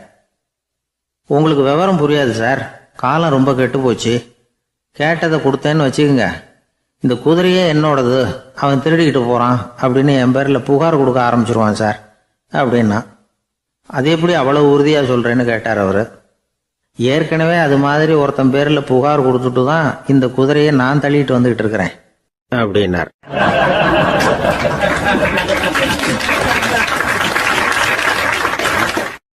கடற்கரை ஓரமா ஒரு பெரியவர் கையால மணலை கீறிக்கிட்டே உட்காந்துருக்கிறார். என்னத்தையும் தேடிட்டு இருக்கிறது மாதிரி தெரிஞ்சது. மெதுவா கிட்டத்துல போய் என்னத்தை தேடிட்டு இருக்கிறீங்க அப்படின்னு கேட்டோம். அவரு சாவகாசமா நிமிந்து பார்த்து நிம்மதியை தேடிட்டு இருக்கிறேன்னார். நாங்க ஒரு மாதிரி ஆயிட்டோம். இருந்தாலும் சமாளிச்சுக்கிட்டு, சார் மணல்ல கிழிஞ்சல் தான் கிடைக்கும், நிம்மதி கிடைக்காது அப்படின்னோம். சரி, இன்னைக்கு வசமா நம்ம கிட்ட ஒரு ஆள் மாட்டிக்கிட்டார் அப்படின்னு நினைச்சு அவர் பக்கமா போய் உட்காந்துக்கிட்டு கதை சொல்ல ஆரம்பிச்சிட்டோம். ஒரு பெரிய மன்னர் இருந்தார். அவருக்கு எல்லா வசதியும் இருந்தது. இருந்தாலும் ஒரே ஒரு குறை. அது என்னன்னா நிம்மதி இல்லைங்கிற குறை. அரண்மனையில தினமும் கலை நிகழ்ச்சி, நாட்டியம் எல்லாம் நடந்துகிட்டு தான் இருந்தது. இருந்தாலும் நிம்மதி இல்லை. சரி, நிம்மதி எங்க கிடைக்கும் அப்படின்னு தேட ஆரம்பிச்சார். உடனே அதுக்கான முயற்சிகள்ல தீவிரமா இறங்கினார். நாட்டில் உள்ள தத்துவ மேதைகளை எல்லாம் கூப்பிட்டுட்டு வர சொன்னார். எல்லாரும் சேர்ந்தாங்க. அவங்கள பார்த்து நிம்மதி எங்க இருக்குது அப்படின்னு விசாரிச்சார். அவங்களுக்கு அது தெரிஞ்சா ஏன் இப்படி ராஜா முன்னாடி நின்றுட்டு இருக்க போறாங்க? ராஜாவோட கேள்விக்கு ஒவ்வொருத்தரும் ஒவ்வொரு மாதிரி விளக்கம் கொடுக்க ஆரம்பிச்சிட்டாங்க. எந்த பதிலும் ராஜாவுக்கு திருப்தி அளிக்கக்கூடிய அளவுக்கு இல்லை. சரி, போயிட்டு வாங்கன்னு சொல்லி அவங்கள எல்லாம் அனுப்பி வச்சுட்டார். ஒரு நாள் அவர் மாளிகையில உப்பருகையில நின்றுட்டு இருக்கிறார். அந்த சமயத்துல தெருவுல ஒரு பிச்சைக்காரன் ரொம்ப உல்லாசமா பாட்டு பாடிக்கிட்டே போயிட்டு இருக்கிறான். குரல்ல ஒரு சந்தோஷம், நடையில ஒரு மிடுக்கு. அவன்கிட்ட கொஞ்சம் கூட கவலை இருக்கிறதா தெரியல. உடனே ராஜா இதை பார்த்தார். ஏவலாளிகளை கைதட்டி கூப்பிட்டார். உடனே ஓடி போய் அந்த பிச்சைக்காரனை இங்க அழைச்சிட்டு வாங்கன்னு உத்தரவு போட்டார். இவங்க உடனே ஓடி போய் அவனை கூப்பிட்டாங்க. அரண்மனைக்கு வாழ்ந்தாங்க. அவன் வரல. அரண்மனைக்குள்ள அடி எடுத்து வைக்க மாட்டேன்னு சொல்லிவிட்டான். ராஜா கிட்ட விஷயத்த சொன்னாங்க. அவருக்கு ரொம்ப ஆச்சரியம், இப்படி ஒரு ஆள் இருக்கிறானா அப்படின்னு. சரி, அவன் என்னதான் சொல்றான் அப்படின்னு விசாரிச்சார். இவங்க மறுபடியும் தெருவுக்கு போய் கேட்டாங்க, என்ன பார்க்கணும்னா ராஜா விருப்பப்பட்டாருன்னா அவரை வேணும்னா இங்க வர சொல்லுங்க அப்படின்னு சொல்லிவிட்டான். அதை ராஜா கிட்ட சொன்னாங்க. அவருக்கு கோபம் வரல. இவ்வளவு சுதந்திர உணர்வோடு இருக்கிறவன் சாதாரண ஆளா இருக்க முடியாது அப்படின்னு நினைச்சார். உடனே கிடுகிடுன்னு இறங்கி தெருவுக்கு வந்தார். பிச்சைக்காரங்கிட்ட போனார். நீ கவலைப்படாம சந்தோஷமா பாடிக்கிட்டு போறியே, அது எப்படி முடியுது உன்னால அப்படின்னு கேட்டார். ஏன் அப்படி கேக்குறீங்கன்னு அவன், அதுக்கு இல்ல, எனக்கு அரண்மனையில எவ்வளவோ சுகபோகங்கள்லாம் இருக்கு, இருந்தாலும் நிம்மதி இல்ல. இது ஏன்னு எனக்கு தெரியல. இந்த தேசத்துல உள்ள அறிஞர்களை எல்லாம் கூப்பிட்டு கேட்டு பார்த்துட்டேன், அவங்களுக்கும் தெரியல. உன்னை கேட்டா தெரியும்னு நினைச்சேன், அதனாலதான் சந்திக்கிறதுக்கு ஆசைப்பட்டேன். ஆனா நீ வரமாட்டேன்னு விட்டியே அப்படின்னார். பிச்சைக்காரன் கடகடன்னு சிரிக்க ஆரம்பிச்சுட்டான். மகிழ்ச்சிக்கும் உங்களுக்கும் தடையா இருக்கிறது இந்த மாளிகை தான். இதை விட்டுட்டு வெளியில வந்துட்டா நிம்மதி தேடிட்டு வந்துரும்னா. நான் அரசன், எனக்குன்னு கடமைகள் இருக்கு, அதையெல்லாம் விட்டுட்டு எப்படி வர முடியும்னார் ராஜா. ரெண்டும் ஒரே நேரத்துல கிடைக்கணுங்கிறது முடியாத காரியம். உங்க சுகபோகத்துக்கு விலையாதான் உங்க நிம்மதியை கொடுத்துக்கிட்டு இருக்கிறீங்க. என்ன பாருங்க, என்கிட்ட எதுவும் இல்ல, அதனால எதுவும் போயிடுமோங்கிற பயமும் இல்ல, நிம்மதியா இருக்கிறேன் அப்படின்னா அவன். ராஜா உடனே சந்தோஷப்பட்டு தன்னுடைய மேலங்கியை எடுத்து அவனுக்கு பரிசா கொடுத்தாரான். அவன் சிரிச்சுக்கிட்டே அதை வாங்க மாட்டேன்னு விட்டானான். இதை நீங்க எனக்கு கொடுக்கறதுனால எந்த பயனும் இல்ல, அதே நேரத்துல அதை வாங்கிட்டேன்னா அடுத்த வினாடியிலிருந்து அதை எப்படி காப்பாத்துறதுங்கிற கவலை எனக்கு சேர்ந்துரும். அப்புறம் தூக்கம் வராது, நிம்மதி போயிடும் அப்படின்னானா. சொல்லிவிட்டு அவன் பாட்டுக்கு சந்தோஷமா பாடிக்கிட்டே போயிட்டான். நிம்மதி எங்க இருக்குங்கிறதையும் ராஜா தெரிஞ்சுக்கிட்டார். அந்த இடத்துக்கு தன்னால போக முடியாதுங்கிறதையும் அவர் புரிஞ்சுக்கிட்டார். இப்படி இந்த கதைய அந்த கடற்கரையில மணலை கீறிக்கிட்டே உட்கார்ந்துருந்தார அந்த பெரியவர்கிட்ட சொல்லி முடிச்சோம். அவர் முகத்துல ஒரு தெளிவு தெரிஞ்சது. எங்களை நிமிர்ந்து பார்த்தார். ரொம்ப நன்றிங்க, இப்ப எனக்கு தெரிஞ்சு போச்சு, நிம்மதி வேணும்னா அதுக்கு என்ன பண்ணணும்னு இப்ப நல்லா புரிஞ்சுக்கிட்டேன் அப்படின்னார். என்ன புரிஞ்சுக்கிட்டீங்கன்னு கேட்டோம். இனிமே இந்த பக்கம் வந்தா உங்க கண்ணுல படாத இடமா பார்த்து உட்காரணும்னு புரிஞ்சுக்கிட்டேன் அப்படின்னார்.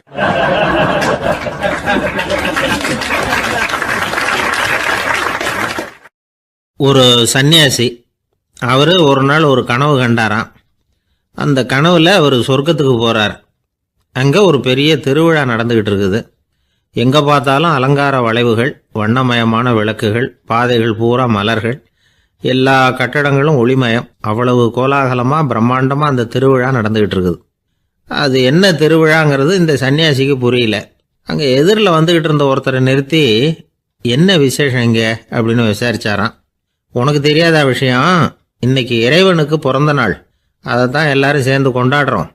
இதுக்காக பிரம்மாண்டமான ஊர்வலம் ஒன்று வரப்போகுது, இறைவனே அந்த ஊர்வலத்தில் கலந்துக்கிறார் அப்படின்னார் அவர். உடனே அந்த சன்னியாசி ஒரு மரத்து நிழல்ல ஒதுங்கி நின்றுக்கிட்டார். ஊர்வலம் வந்துகிட்டு இருக்குது. முதல்ல ஒரு குதிரை வந்துகிட்டு இருக்கு, அது மேலே ஒருத்தர் உட்காந்துருக்கிறார். அவருக்கு பின்னாடி நிறைய பேர் கூட்டமாக வந்துகிட்டு இருக்கிறாங்க. இவ்வளவு கூட்டம் இவர் பின்னாடி வருதே, யார் இவர் அப்படின்னு கேட்டார். ஒரு மதத்தின் பெயரை சொல்லி, இவர் அந்த மதத்தின் தலைவர், அவரை பின்பற்றுகிற மக்கள் கூட்டம் பின்னாடி வந்துகிட்டு இருக்குது அப்படின்னு விவரம் சொல்லியிருக்கிறாங்க. இவங்களுக்கு அடுத்தபடியா இன்னொரு குதிரையில் ஒருத்தர் வந்துகிட்டு இருக்கிறார். அவருக்கு பின்னாடி ஏகப்பட்ட கூட்டம். இவர் யாருங்க அப்படின்னு கேட்டிருக்கார் சன்னியாசி. அங்கே இருக்கிறவங்க விவரம் சொல்லியிருக்கிறாங்க. இன்னொரு மதத்தின் பெயரை சொல்லி, இவர் அந்த மதத்தினுடைய தலைவர், அவர் வழியை பின்பற்றுகிறவர்கள் அவர் பின்னாடி கூட்டமாக வந்துகிட்டு இருக்கிறாங்க அப்படின்ட்டு இருக்காங்க. இப்படி ஒவ்வொருத்தராக குதிரை மேலே வந்துக்கிட்டே இருக்கிறாங்க. அவங்கள பின்பற்றியும் ஒவ்வொரு கூட்டம் வந்துக்கிட்டே இருக்குது.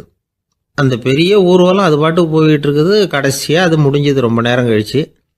அதுக்கப்புறம் கொஞ்சம் நேரம் கழித்து ஒரு வயசான ஆள் குதிரை மேலே வந்துக்கிட்டு இருக்கிறார். ஆனால் அவருக்கு பின்னாடி யாருமே இல்லை. அவர் பரிதாபமாக தனியாக வந்துக்கிட்டு இருக்கிறார். அவர் அந்த ஊர்வலத்தை சேர்ந்தவரா இல்லையாங்கிறதே தெரியல. இவர் யார், இவர் ஏன் இப்படி தனியாக வந்துக்கிட்டு இருக்கிறார் அப்படின்னு கேட்டிருக்கார் அந்த சன்னியாசி. என்னது இப்படி கேட்குறீங்க, இவர் தான் கடவுள், இவருக்காக தான் இன்னைக்கு இந்த ஊர்வலமே நடக்குது, இவருக்கு தான் இன்னைக்கு பிறந்த நாள், முன்னாடி போகிற ஊர்வலம் பூரா இவருடைய பிறந்த நாளை கொண்டாடுறதுக்காக தான் அப்படின்ட்டுருக்காங்க. இதை கேட்டதும் அந்த சன்னியாசிக்கு திடுக்குன்னு தூக்கி போட்டிருக்கு. இது வரைக்கும் கனவு கண்டுகிட்டு இருந்தவர் முடிச்சுக்கிட்டார். அதுக்கப்புறம் தான் யோசித்து பார்த்துருக்கார். உண்மைதான், மக்கள் எல்லாரும் பக்தி மார்க்கத்தில் போகிறதா நினச்சிக்கிட்டு பாதை மாறி போயிட்டு இருக்கிறாங்க. கடவுளை பின்பற்றுவதாக நினைக்கிறாங்க பக்தர்கள். ஆனால் கடவுளுக்கு பின்னாடி யாருமே இல்லை. இன்னமும் இயல்பாக இதை பற்றி யோசித்து பார்த்தா, உண்மைக்கு பின்னாடி தான் நான் போய்கிட்டு இருக்கேன் அப்படின்னு நிறைய பேர் சொல்கிறாங்க. ஆனால் அந்த உண்மை அனாதையாக போய்கிட்டு இருக்குது. அப்படி ஆயிட்டுது உலகம். இந்த காலத்துலேயும் ஒரு ஊர்வலம், ஒரு பெரிய மனுஷருக்கு பிறந்த நாள் விழா. அவர் குதிரை மேலே ஏறி முன்னாடி போயிட்டுருக்கிறார். அவருக்கு பின்னாடி ஒரு 100 பேர் தொண்டர்கள். அவங்க பாட்டுக்கு போகிறாங்க. எல்லாம் பணம் கொடுத்து ஏற்பாடு பண்ணவங்க. எல்லாம் பணம் வாங்கிட்டு முன்னாடி போயிட்டுருக்குறாங்க. கொஞ்சம் தூரம் நடந்ததும் கால் வலிக்க ஆரம்பிச்சுட்டுது. ஒவ்வொருத்தரும் அப்படியே ஒதுங்க ஆரம்பிச்சிட்டாங்க. அதான் முன்னாடியே பணம் கிடச்சிட்டுதே, இனிமேல் ஒதுங்கினா என்னன்னு ஒதுங்கிட்டாங்க. ஒரு கட்டத்தில் குதிரையில் போகிறவர் தற்செயலாக திரும்பி பார்க்குறாரு. பின்னாடி யாருமே இல்லை. எல்லோரும் ஓடி போயிட்டாங்க. ஒரே ஒரு ஆள் மட்டும் ரொம்ப விசுவாசமாக பின்னாடி நடந்து வந்துக்கிட்டு இருந்தான். ஏன்ப்பா நீ மட்டும் வந்துக்கிட்டு இருக்கிறியே, நீ வீட்டுக்கு போகலையான்னு கேட்டிருக்காரு அவர். நீங்கள் அந்த குதிரையையும் அதுக்குள்ள வாடகை பணத்தையும் கொடுத்துட்டீங்கன்னா நானும் போயிடுவேன் அப்படின்னு நானா இந்த ஆள்.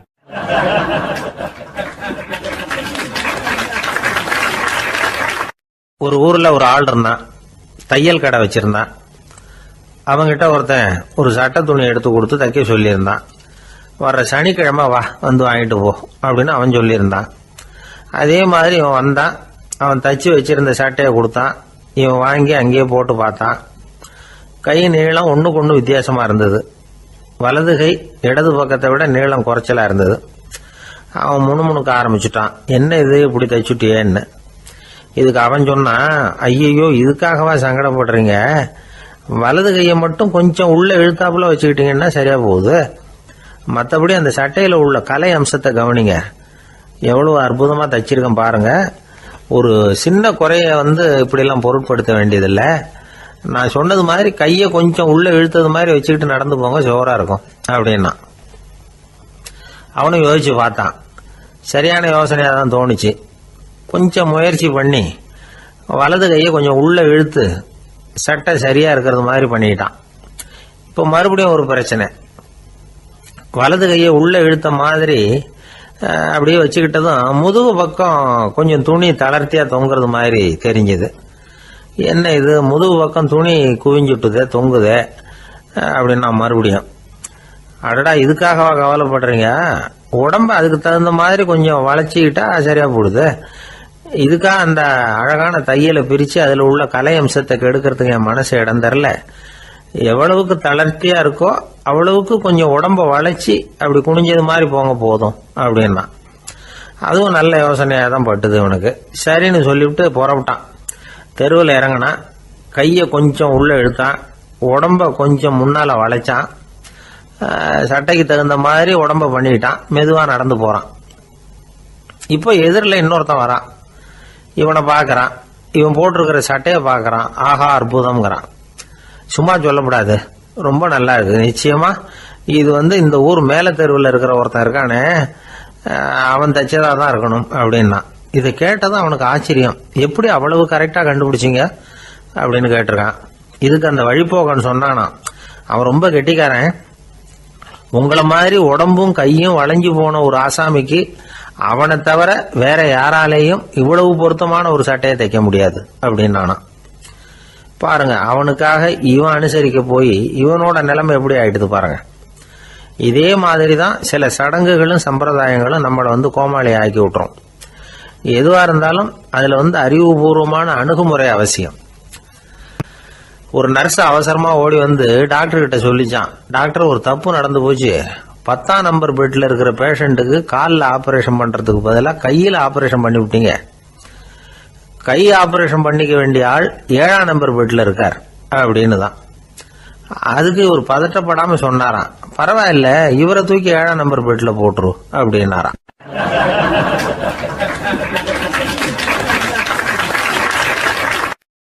ஒரு ஊர்ல ஒருத்தர் இருந்தார். ரொம்ப நல்லவர். யாருக்காவது ஏதாவது கொடுத்துக்கிட்டே இருப்பார். கொடையாளி. தினமும் யாராவது ஒருத்தருக்கு ஏதாவது கொடுக்கலன்னா அவருக்கு தூக்கம் வராது. அப்படி ஒரு பழக்கம். அது மட்டும் இல்லை, அவர் கொடுக்கறது அடுத்தவங்களுக்கு தெரியாது. அவ்வளவு ரகசியமா அதை கொடுப்பார். வலது கை கொடுக்கறது இடது கைக்கு தெரியக்கூடாதுன்னு சொல்லுவாங்கல்ல, அது மாதிரி அவர்.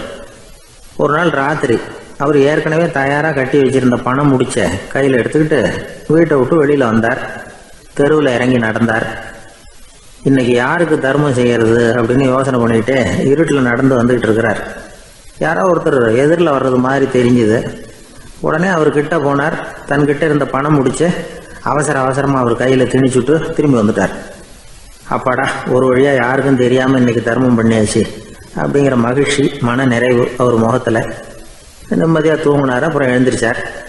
மறுநாள் காலையில் ஊர் பூரா ஒரே பேச்சு. என்ன பேச்சுன்னா, நேற்று ராத்திரி ஒரு திருடன் கையில் யாரோ பணத்தை கொடுத்துட்டு போயிருக்கிறாங்க அப்படின்னு எல்லாரும் பேசிக்கிட்டு இருக்கிறாங்க. இதை கேள்விப்பட்டதும் அந்த பெரியவருக்கு ரொம்ப வருத்தமாக போச்சு. அடடா, போயும் ஒரு திருடனுக்காக உதவி பண்ணியிருக்கிறோம், பிரயோஜனம் இல்லாமல் போயிட்டுதே அப்படின்னு நினச்சார். சரி, இன்னைக்கும் யாருக்காவது உதவி பண்ணணும் அப்படின்னு முடிவு பண்ணினார். ராத்திரி நேரம் வந்தது. இவர் வழக்கம் போல் தெருவில் இறங்கி நடந்தார். கையில் பணம் முடிச்சு. எதிரில் ஒரு பெண் உருவம் மங்கலாக தெரிஞ்சது. இவர் உடனே அந்த பெண்கிட்ட பணத்தை கொடுத்துட்டு திருப்தியாக திரும்பி வந்துட்டார். மறுநாள் காலையில் ஊர் பூரா என்ன பேசிக்கிட்டாங்க தெரியுமா? நேற்று ராத்திரி நெறி தவறி நடக்கிற ஒரு பெண்ணின் கையில் யாரோ பணத்தை வச்சுட்டு போயிருக்கிறாங்க அப்படின்னு எல்லாரும் பேசிக்கிறாங்க. அடடா, இன்னைக்கும் தவறுதலாக நடந்து போச்சு அப்படின்னு ஒரு வருத்தப்பட்டார். இருக்கட்டும், இன்னைக்கும் ஏதாவது தர்மம் பண்ணுவோம் அப்படின்னு நினச்சிக்கிட்டாரு. 3வது நாள் ராத்திரியும் புறப்பட்டார். இப்பவும் எதிரில் ஒருத்தர் வந்தார். இவர் பணத்தை கொடுத்தார், திரும்பி வந்துட்டார். மறுநாள் மக்கள் என்ன பேசிக்கிட்டாங்கன்னா, நேற்று ராத்திரி ஒரு செல்வந்தர் கையில் யாரோ பணத்தை கொடுத்துட்டு போயிருக்கிறாங்க அப்படின்னு பேசிக்கிட்டாங்களாம். அவருக்கு ரொம்ப வருத்தமாக போயிட்டுது. என்ன இது தினம் இப்படி ஆகிட்டு இருக்குதே அப்படின்னு நினச்சிக்கிட்டே படுத்து தூங்கினார். அன்னைக்கு ராத்திரி ஒரு கனவு.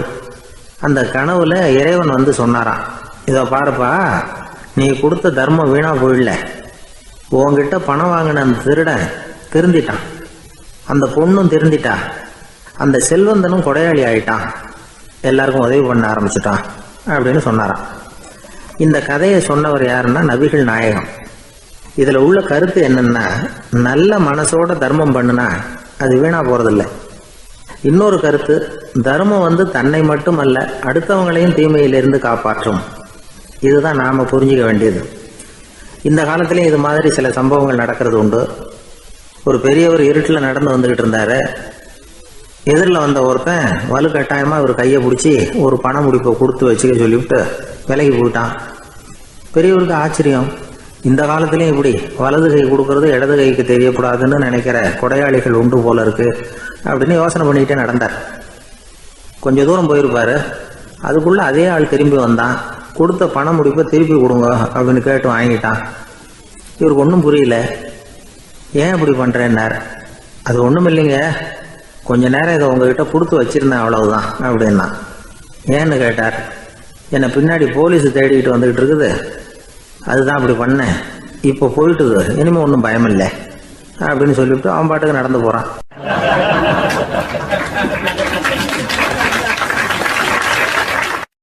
தான் மட்டும் வாழ்ந்தா போதும் அப்படின்னு நினைக்கிறவங்க உண்டு. தானும் வாழணும், அடுத்தவங்களும் வாழணும் அப்படின்னு நினைக்கிறவங்களும் உண்டு. முதல்ல சொன்ன வகையை சேர்ந்த மனிதர்கள் எப்படி தெரியுமா? எப்படியாவது தான் மட்டும் வாழ்ந்தால் போதுங்கிற நினைப்பு தான் எப்பவும் அவங்களுக்கு இருக்கும். தங்களுடைய வளர்ச்சிக்கு எது தடையா இருந்தாலும் சரி, யார் தடையா இருந்தாலும் சரி, அதை அழிச்சுட்டு தான் மறுவேலை பார்ப்பாங்க. அவங்கெல்லாம் பாவ காரியங்களுக்கு தயங்குறதே இல்லை. அப்படிப்பட்ட வாழ்க்கை அவங்களுக்கே இடைஞ்சல அமைஞ்சு விடுறது உண்டு. அதை விளக்கிறதுக்கு ஒரு கதையும் உண்டு. ஒரு ஊர்ல அப்படிப்பட்ட ஆள் ஒருத்தன் இருந்திருக்கான். நிறைய பாவங்களை செஞ்சவன். அதன் காரணமா நரகப்படுகொழியில விழுந்துட்டான். நரகப்படுகொழிங்கிறது ஒரு பெரிய கிணறு மாதிரி. ஏற்கனவே பாவம் செஞ்சவங்க நிறைய பேர் அதில் விழுந்து கிடக்குறாங்க. உள்ள ஏகப்பட்ட சத்தம், எல்லாம் அந்த பாவாத்மாக்கள் போடுற சத்தம். இப்போ விழுந்தானே, இவனும் சத்தம் போட்டான். இவன் போடுற சத்தம் கொஞ்சம் அதிகமாக கேட்டுது. இந்த கிணத்துக்கு பக்கத்தில் புத்தர் உட்கார்ந்துருக்கிறார். அவர் காதில் இவன் போடுற சத்தம் விழுந்தது. உடனே அந்த கிணத்தடிக்கு போனார். குனிஞ்சு பார்த்தார். சாமி என்னை காப்பாத்துங்க அப்படின்னு கத்தனா இவன். புத்தர் அவனை கொஞ்சம் கவனிச்சு பார்த்தார். மனித சமுதாயத்துக்கு அவன் என்னென்ன கெடுதல் பண்ணியிருக்கிறாங்கிற விவரம்லாம் அவர் மனக்கண்ணில் தெரிஞ்சது. அவருக்கு எல்லாம் புரிஞ்சு போச்சு. இருந்தாலும் அவனை காப்பாத்துறதுக்கு ஏதாவது வழி உண்டா அப்படின்னு யோசிச்சார். அவன் தன்னுடைய வாழ்நாளில் ஏதாவது நல்லது செஞ்சிருக்கானா அப்படின்னு பார்த்தார். ஒரே ஒரு சமயம் அவன் தன்னுடைய காலடியில மிதிபட இருந்த சிலந்தியை மிதிக்காமல் தாண்டி போயிருக்கிறான். இந்த ஒரு காரியத்துக்காக அவனை கரையேற்ற முடியுமா அப்படின்னு நினைச்சார். அவ்வளவுதான். உடனே அவர் கையில ஒரு சிலந்தி வந்து உட்கார்ந்துதான். அதுகிட்ட இருந்து நூல் இழை வெளிவர ஆரம்பிச்சது. அந்த நூல் இழை கிணற்று ஆழம் வரைக்கும் அப்படியே நீண்டுகிட்டே போச்சான். புத்தர் பார்த்தார், இந்த நூலை பிடிச்சிக்கிட்டு மேலே ஏறி வா அப்படின்னார். என்னங்க சொல்றீங்க, இந்த சிலந்தி நூல் என்ன தாங்குமான்னு கத்தினான். எல்லாம் தாங்கும், அதை பிடிச்சிக்கிட்டு ஏறி வா அப்படின்னார். சந்தேகத்தோடவே அவன் அந்த நூலிழைய பிடிச்சி இழுத்து பார்த்தா ரொம்ப வலுவா இருந்தது. அவனுக்கு ஆச்சரியம். அதை பிடிச்சிக்கிட்டே மெதுவாக மேலே ஏறி வர ஆரம்பிச்சிட்டான். பாதி தூரம் ஏறி வந்திருப்பான். அப்போ அவன் காலுக்கு கீழே ஏதோ சத்தம். என்னன்னு குனிஞ்சு பார்க்கறான். கீழே கிடந்தவங்க சில பேரும் அந்த நூலை பிடிச்சி மேலே வந்துக்கிட்டு இருக்கிறாங்க. இவனுக்கு கோபம் வந்துட்டுது. தன்னுடைய இடுப்புல வச்சிருந்த கத்தியை எடுத்து தன்னுடைய காலுக்கு கீழே நூல் இழையை அப்படியே வெட்டி விட்டுட்டான். இனிமே நாம மட்டும்தான் மேலே ஏறி வந்துடணும் அப்படின்னு நினைச்சுக்கிட்டான். ஆனா நடந்தது என்ன தெரியுமா? மொத்த நூல் இழையும் அப்படியே அருந்து கீழே விழுந்துட்டுது. அவனும் பொத்துன்னு கீழே விழுந்துட்டான். மறுபடியும் கத்த ஆரம்பிச்சுட்டான். ஏற்கனவே அவன் செஞ்சிருந்த ஒரு சிறு கருணை அந்த நூல் இழைக்கு உறுதியை கொடுத்தது. இப்போ அவன் செஞ்ச பாவம் அந்த நூல் இழைய வலுவிழக்க செஞ்சுட்டுது. அடுத்தவங்களும் வாழணுங்கிற எண்ணம் அவனுக்கு இருந்திருந்தா இப்போ அவனும் கரையேறி வந்திருப்பான், மற்றவங்களும் சௌக்கியமா வந்து சேர்ந்திருப்பாங்க. அதனால நாமும் வாழணும், அடுத்தவங்களும் வாழணும் அப்படின்னு நினைக்கிறவன் வாழ்க்கையில சீக்கிரம் முன்னுக்கு வந்துடுவான். ஒருத்தன் ஒரு டாக்டர் கிட்ட போனான், மருந்து வாங்கினான். வாங்கி கொண்டாந்து பேசாம வச்சுட்டான், சாப்பிடல. அப்புறம் எதுக்காகப்பா போய் அவர்கிட்ட மருந்து வாங்கினேன் அப்படின்னு கேட்டாங்க. டாக்டர் வாழணும் இல்லையா, அதனாலதான் அப்படின்னா. அவர் கொடுத்த மருந்தை நீ ஏன் சாப்பிடல அப்புறம் அப்படின்னு கேட்டாங்க. நான் வாழணும் இல்லையா, அதுக்காக தான் அப்படின்னா.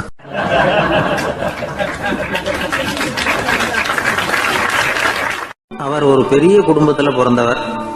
இருக்கிற சொத்துக்கள் எல்லாத்தையும் வாரி வழங்கி விட்டு காட்டுக்கு புறப்பட்டார் தவம் செய்யறதுக்காக. இருந்தது ஊராவும் கொடுத்துட்டார். இனிமே எதுவுமே இல்லை கொடுக்கறதுக்கு. அப்போ கடைசியா ஒருத்தன் வந்து கையை நீட்டினானா, ஐயா ஏதாவது கொடுங்கன்னு இருக்கான். அவர் பார்த்தார். கட்டியிருக்கிற வேட்டியை தவிர வேற எதுவுமே இல்லை. 8 முழம் பட்டு வேட்டி ஜரிகை கரையோடு இருக்குது. கடைசியா அதை தான் எடுத்துக்கிட்டு அவர் புறப்பட்டு இருக்கார். அவர் பார்த்தார், எதிரில் அவன் பரிதாபமா நின்றுட்டு இருக்கிறான். அந்த 8 முழ வேட்டியை 2ஆ கிழிச்சார். 4 முழத்தை அவங்ககிட்ட கொடுத்தாரு. மீதி 4 முழத்தை தன்னுடைய இடுப்புல கட்டிட்டு அவர் காட்டுக்கு போயிட்டார். இவன் என்ன பண்ணான் தெரியுமா? கையில கிடைச்ச 4 முழத்தை எடுத்துக்கிட்டு கடை வீதிக்கு போனான். பழைய பட்டு வேட்டி ஜருகை இதெல்லாம் விலைக்கு வாங்குற வணிகர் ஒருத்தர் இருக்கார். அவர்கிட்ட போனான். இதை விலைக்கு எடுத்துக்கிறீங்களா அப்படின்னு கேட்டிருக்கான். அவர் வாங்கி பார்த்துருக்கார். ஆஹா, இது ரொம்ப அருமையான வேட்டி, விலை உயர்ந்த ஜருகை, இது ஏது உனக்கு அப்படின்னு கேட்டாரான். அவன் நடந்தது சொல்லியிருக்கான். அப்படின்னா ஒன்று செய்ய, இந்த வேட்டியோட இன்னொரு பாதியையும் மெதுவாக வாங்கிட்டு வந்துரு, உனக்கு நிறைய பணம் தர்றேன் அப்படின்னாரான் அந்த வணிகர். இவன் கொஞ்சம் யோசனை பண்ணி பார்த்தான். கொஞ்சம் இருங்கத்தை வந்துடுறேன் அப்படின்னு சொல்லிவிட்டு நேராக காட்டுக்கு போனான். அவர் எங்கே இருக்காருன்னு தேடி கண்டுபிடிச்சான். அவர் ஒரு இடத்துல தவக்கோலத்தில் இருக்கிறார். கட்டியிருந்த இடவேட்டியும் அவர் அறியாமல் நழுவி கீழே விழுந்து கிடக்குது. இவனுக்கு ரொம்ப வசதியாக போச்சு. அவரை கேட்க வேண்டிய அவசியமே இல்லை. மெதுவாக சத்தம் போடாமல் அடி மேலே அடி வச்சு நெருங்கினான். அவர் கண்ணை மூடிக்கிட்டு அவர் பாட்டு நின்றுட்டு இருக்கிறார். இவன் மெதுவாக போய் கீழே கிடந்த அந்த துணியை எடுத்துக்கிட்டு சத்தம் போடாமல் திரும்பி நடந்தான். ஒரு 2-3 அடி எடுத்து வச்சிருப்பான். அப்படி ஓட ஆரம்பிக்கிற சமயத்தில் அவன் காலில் கீழே கிடந்த முள்ளு ஒன்று நறுக்குன்னு தச்சு விட்டுது. வலி தாங்க முடியாமல் அம்மான்னு கத்தியிருக்கான். இந்த சத்தத்தினால கண்ணை மூடி நின்றுகிட்டு இருந்த அவரோட தவம் கலைஞ்சது. மெல்ல கண்ணை திறந்து பார்க்கிறார். தன் இடையில இருந்த வேட்டி அவன் கையில் இருக்கு. இப்போ அவர் நினைக்கிறார். என்ன நினைக்கிறாருன்னா, இந்த வேட்டி மீது நான் வைத்த ஆசை அல்லவா அவனை திருடனாக ஆக்கி விட்டது அப்படின்னு நினைச்சாராம். இந்த வேட்டி மேல நாம வச்ச ஆசை அவனை திருடும்படி ஆக்கி விட்டதே அப்படின்னு நினைச்சாராம். இது எப்பேற்பட்ட மனநிலை அப்படிங்கிறத கொஞ்சம் யோசனை பண்ணி பாருங்க. தான் ஒரு பொருள் மேல வச்ச பற்று இன்னொரு மனிதன் திருடனாக ஆகிறதுக்கு காரணம் ஆயிட்டுதேன்னு நினைக்கிறார். அப்படி நினைச்ச அந்த பெரியவர் யார் தெரியுமா? அவர் தான் மகாவீரர். இழந்துட்டேங்கிறிய, நீ என்னத்தை கொண்டுகிட்டு வந்த எங்க இழந்துடுறதுக்கு? நீ என்னத்தை உண்டாக்குன இது அழிஞ்சுட்டுதுன்னு சொல்றதுக்கு? இதுதான் அவருடைய சிந்தனை. இன்றைக்கு நம்ம சிந்தனையெல்லாம் வேற மாதிரி இருக்குது. ஒருத்தன் நடுத்தருவில் உட்காந்து அழுதுகிட்டு இருந்தான். அந்த வழியா வந்தவர் ஒருத்தர், ஏன்பா அழறேன்னு கேட்டாராம். 5 ரூபா சார், இந்த இடத்துல விழுந்துட்டுது, ரொம்ப நேரமா தேடுறேன், கிடைக்காது போல இருக்கு அப்படின்னு சொல்லிவிட்டு அழறான். எப்போ தொலைஞ்சதுன்னு கேட்டாராம் அவரு. அது எனக்கு தெரியாது சார், பணத்தை தொலைச்சவன் தேடி பார்த்துட்டு போயிட்டான், நான் அவனுக்கு பின்னாடி தேட வந்தவன் அப்படின்னு நானா இவன்.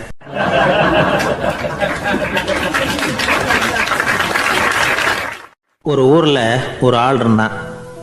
அவன் ஒரு நாள் கோயிலுக்கு போனான். கடவுள்கிட்ட வேண்டிக்கிட்டான், எனக்கு ஒரு 1,00,000 ரூபா நீ கொடுத்தா நான் உன் சன்னதியில் ஒரு தேங்காய் உடைக்கிறேன் அப்படின்னு வேண்டிக்கிட்டான்.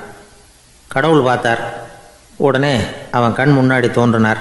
இந்தா நீ கேட்ட 1,00,000 ரூபாய் அப்படின்னு சொல்லி அவன் கையில் பணத்தை கொடுத்துட்டு மறைஞ்சிட்டார். இவனால் நம்பவே முடியல.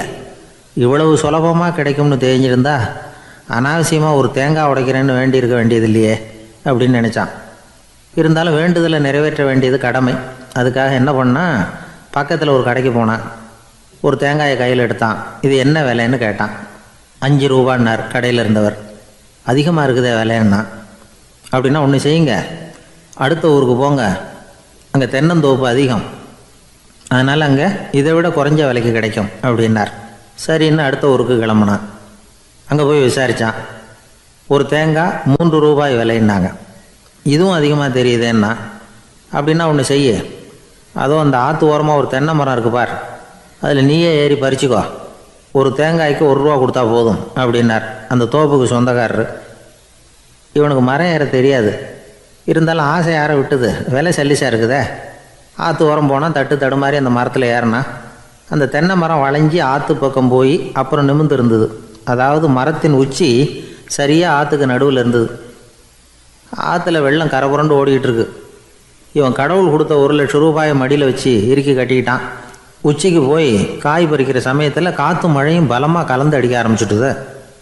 கால் வழுக்கி விட்டுட்டுது. இவன் சடார்னு ஒரு தென்னை மட்டையை பிடிச்சிக்கிட்டு தொங்க ஆரம்பிச்சிட்டான். கீழே பயங்கரமான வெள்ளம். மடியில் 1,00,000 ரூபா பணம். என்ன செய்கிறதுன்னு தவிக்கிறான். இந்த சமயம் கரையில் ஒரு யானை பாகன் யானையை குளிப்பாட்டிக்கிட்டு இருக்கிறான். அது அவன் கண்ணில் பட்டுது. ஐயா ஒரு உதவின்னு கத்துனான். அவன் என்ன செய்யணும்னு கேட்டான். உன் யானையை மெதுவாக இங்கே அழைச்சிட்டு வா, எனக்கு நேராக கீழே நிறுத்து, என் காலை பிடிச்சி மெதுவாக கீழே இறக்கி விட்ரு, என் மடியில் இருக்கிற பணத்தில் உனக்கு 10,000 ரூபா தரேன் அப்படின்னா. அவன் பார்த்தான். காலை கையை பிடிச்சா கூட எவனும் இந்த காலத்தில் 10 ரூபாய்க்கு மேலே தரமாட்டேங்கிறான். இவன் காலை பிடிச்சா 10,000 தர்றேங்கிறான் அப்படின்னு யோசனை பண்ணான். உடனே யானையை கொண்டுட்டு போனான். அவனுக்கு நேராக கீழே நிறுத்தினான். அவன் காலை பிடிச்சான். அவ்வளவுதான். அந்த நேரம் பார்த்து யானை மெதுவாக நடந்து அப்பால் போட்டுது. இப்போ யானை பாகன் அவன் காலை கெட்டியாக பிடிச்சிக்கிட்டு தூங்குறான். பரிதாபமாக மேலே பார்க்குறான். அவன் மட்டையை பிடிச்சிக்கிட்டு தூங்குறான். இப்போ யானை பாகன் சொல்கிறான், தம்பி மட்டையை விட்டுறாத, கெட்டியாக பிடிச்சிக்கோ, நான் உனக்கு 10,000 ரூபா தரேன், இதோ மடியில் தான் வச்சுருக்கேன்னா. மேலே தொங்குறவனுக்கு இந்த நிலைமையிலேயும் ஒரு சந்தோஷம், மேற்கொண்டு ஒரு 10,000 ரூபா நமக்கு கிடைக்கும் போல இருக்கே அப்படின்னு. இந்த சமயத்தில் ஒருத்தன் ஒட்டகத்தை ஓட்டிகிட்டு வந்தான் அந்த பக்கமாக குளிப்பாட்டுறதுக்கு. யானை பாகம் பார்த்துட்டான். ஐயா ஒட்டகக்காரரே, அதை இங்கே கொண்டுகிட்டு வா, எங்கள் காலை பிடிச்சி பத்திரமா இறக்கி விடு, நாங்கள் பணம் கொடுக்குறோம்னா. அவனும் பணத்துக்கு ஆசைப்பட்டு வந்தான். அவன் காலை பிடிக்கிற சமயம் ஒட்டகமும் நழுவி போட்டுது. இப்போ 3 பேருமே வரிசையாக தொங்குறாங்க. ஒட்டகக்காரன் கத்துறான், தம்பி மட்டையை விட்டுறாத, கெட்டியாக பிடிச்சிக்கோ, நான் என் மடியில் இருக்கிற 5,000 உனக்கு தந்துடுறேன்னா. மேலே தொங்குறவனுக்கு இன்னமும் சந்தோஷம். இவனும் பணம் தர்றேங்கிறான். அப்படின்னா இன்றைக்கி நமக்கு மொத்த பண வரவு எவ்வளவு அப்படின்னு ஒவ்வொன்றா கூட்டி பார்க்க ஆரம்பித்தான். மனக்கணக்கு சரியாக வரல. அதனால் அப்படியே விரலை விட்டு எண்ண ஆரம்பித்தான். அவ்வளவுதான். மட்டையை விட்டுட்டு கை நழுவி வந்துட்டுது. 3 பேரும் பொத்துன்னு ஆற்றுல விழுந்தாங்க. படாத பாடுபட்டு தட்டு தடுமாறி கரைக்கு வந்து சேர்ந்தாங்க. 3 பேர் மடியில் இருந்த பணமும் ஆற்றோட போட்டுது. பேராசை பெருநஷ்டம் அப்படின்னு ஒரு பழமொழி இருக்குல்ல, அதை விளக்கறதுக்காக சொல்லப்பட்ட கதை இது. இந்த காலத்தில் ஒருத்தர் ஒரு நீச்சல் குளத்தில் நீச்சல் அடிச்சுக்கிட்டு இருக்கிறார். காவலுக்கு இருந்தவர் அதை கவனிச்சுட்டார். கரையிலேருந்து சத்தம் போட்டாராம், இதோ பாருங்கள், இங்கே ராத்திரி 8 மணிக்கு மேலே நீச்சல் அடிக்கிறது சட்டப்படி குற்றம், அதுக்கு அனுமதி கிடையாது, தெரியாதா உங்களுக்கு அப்படின்னாராம். இதுக்கு அவர், ஐயையோ நான் நீச்சல் அடிக்க வந்தவன் இல்லைங்க, சும்மா சுற்றி பார்க்க வந்தவன், தடுமாறி குளத்தில் விழுந்துட்டேன், நீச்சல் தெரியாது, அதனால் தத்தளிச்சுக்கிட்டு இருக்கிறேன் அப்படின்னு கத்துனாராம். கரையில் இருந்தவர் பார்த்தார். ஓ அப்படின்னா சரி, அதுக்கு ஒன்றும் தடை இல்லை அப்படின்னு சொல்லிவிட்டு அவர் பாட்டுக்கு நடந்து போயிட்டாராம்.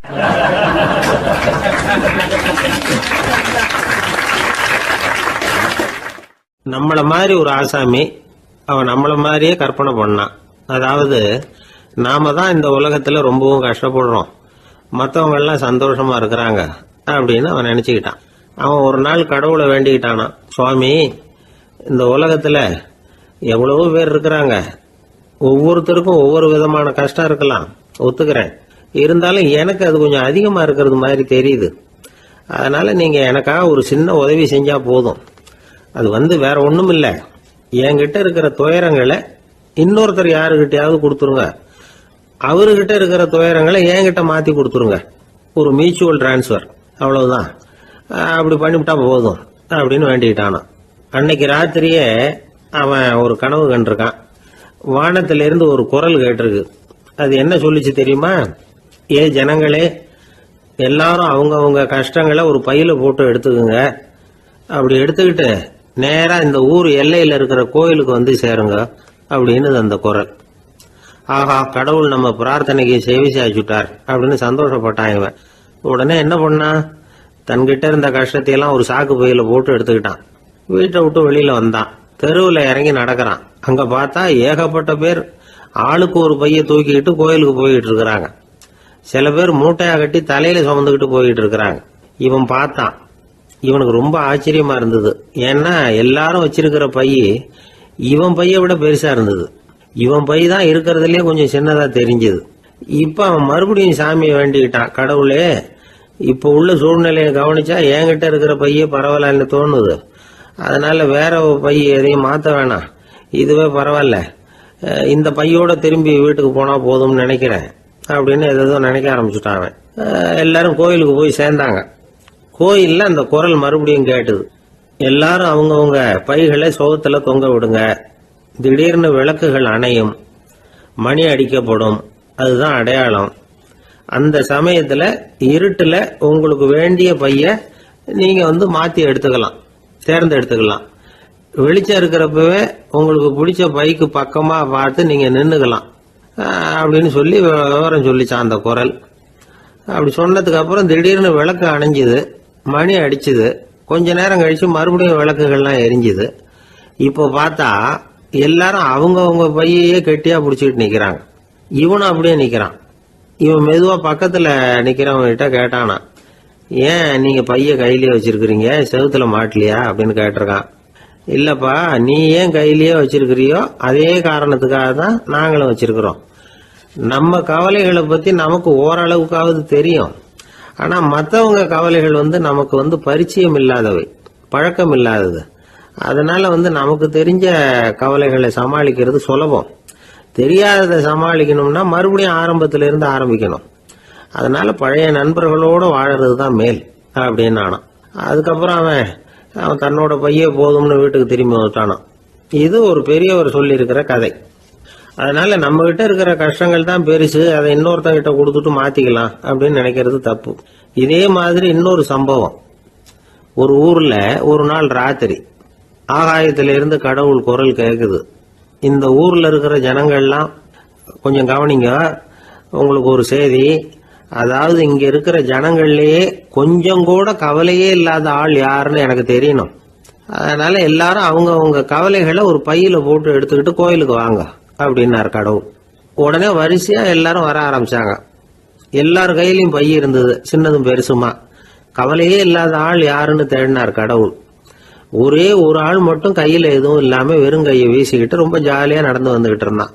கடவுள் அவங்க கிட்ட போனார். ஏன்பா உனக்கு கவலையே இல்லையா அப்படின்னு கேட்டார். எனக்கும் சில கவலைகள்லாம் உண்டு அப்படின்னு அவன்.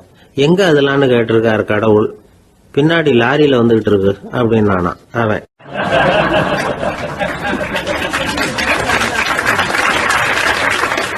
அசோக மன்னர் வந்துகிட்டு இருக்கார். அவருடைய ஆலோசகர்கள் எல்லாம் பக்கத்துல வந்துகிட்டு இருக்கிறாங்க. அந்த சமயத்துல எதிரில் ஒரு புத்த பிக்ஷு வர்றார். அசோகர் பாக்குறார். ஓடி போய் அவர் காலில் விழுந்து வணங்குறார்.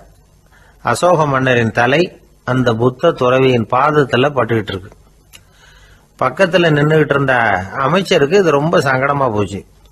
ரொம்ப வருத்தப்பட்டார். நம்ம அசோக சக்கரவர்த்தி எப்பேற்பட்டவர், அவரோட தலை ஒரு சன்னியாசியின் பாதத்துல படுறதா அப்படின்னு நினைச்சு ரொம்ப கவலைப்பட்டார். அரண்மனைக்கு திரும்பினதும் அமைச்சர் மெதுவா ஆரம்பிச்சார். அரசே, எனக்கு ரொம்ப வருத்தமா இருக்குது அப்படின்னார். எதுக்குன்னார் மன்னர். அசோக சக்கரவர்த்தியின் தலை, அதாவது அந்த சிரம் ரொம்ப மதிப்புமிக்க ஒன்று. அது ஒரு சன்னியாசியின் காலில் படலாமா அப்படின்னார். அசோகர் பதில் சொல்லல, சிரிச்சார், போயிட்டார். அதுக்கப்புறம் ஒரு சரியான சந்தர்ப்பத்துக்காக காத்துக்கிட்டு இருந்தார். ஒரு நாள் அமைச்சரை கூப்பிட்டார். எனக்கு 3 தலைகள் வேணும் அப்படின்னார். சொல்லுங்க, கொண்டுகிட்டு வரேன் அப்படின்னார் அமைச்சர். அசோகர் சொன்னார், முதல்ல எனக்கு தேவையானது ஒரு ஆட்டின் தலை, 2வது ஒரு புலியின் தலை, 3வது ஒரு மனிதனின் தலை. இதுதான் அசோகர் கேட்டது. எங்க இருந்தாலும் கொண்டு வாங்கன்னார். அமைச்சர் புறப்பட்டார்.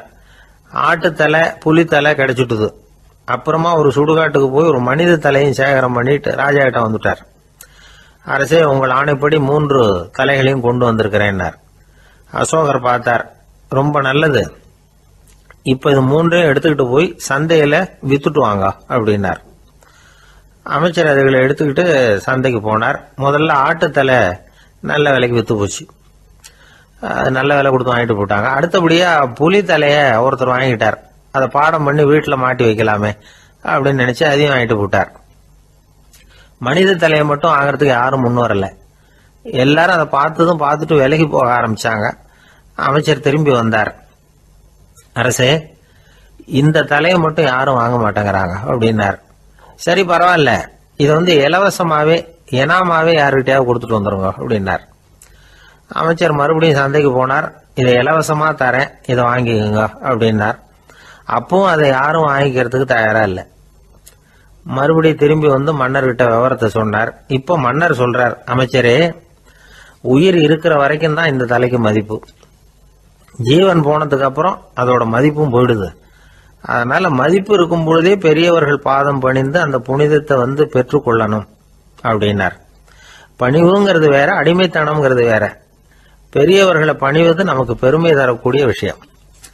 இதை மனசுல வச்சுக்கிட்டு எப்போ காலில் விழணும், எப்போ காலில் விழக்கூடாது அப்படிங்கிறத முடிவு பண்ணிக்கணும். ஒரு சாதாரண ஆள் நடந்து வந்துகிட்டு இருந்தார். எதிரில் வந்த ஒரு பெரிய மனுஷன் ஓடி போய் அவர் காலில் விழுந்து தன்னுடைய தலையை அவர் பாதத்தில் கொண்டு போய் வச்சார். கொஞ்ச நேரம் கழிச்சு எழுந்திரிச்சு வந்துட்டார். வந்த பிறகு இவரை கேட்டேன், ஏன் திடீர்னு ஓடி போய் அந்த ஆளு காலில் விழுந்தீங்க அப்படின்னு. அவர் போட்டிருக்கிறது என்னோட காணாம போன செருப்பான்னு கண்டுபிடிக்கிறதுக்காக அப்படி விழுந்தேன் அப்படின்னார்.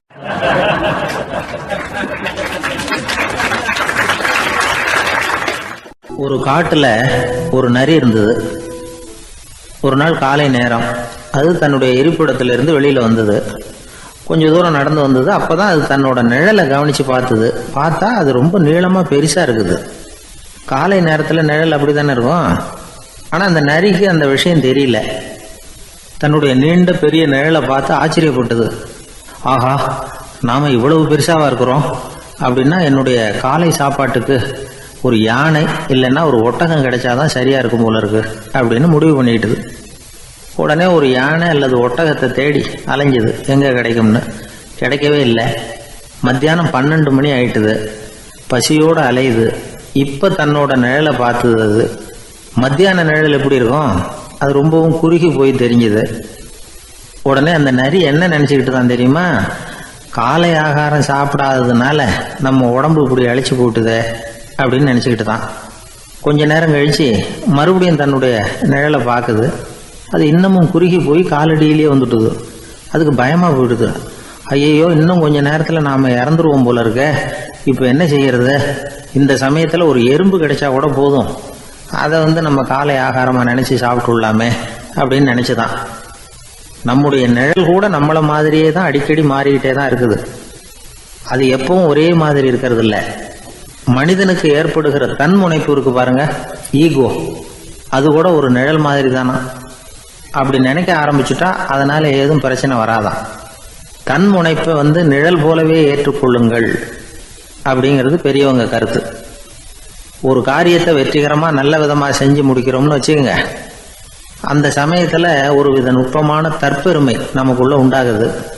இது இயற்கையானது, அதனால இது மேல பற்று வைக்கக்கூடாது.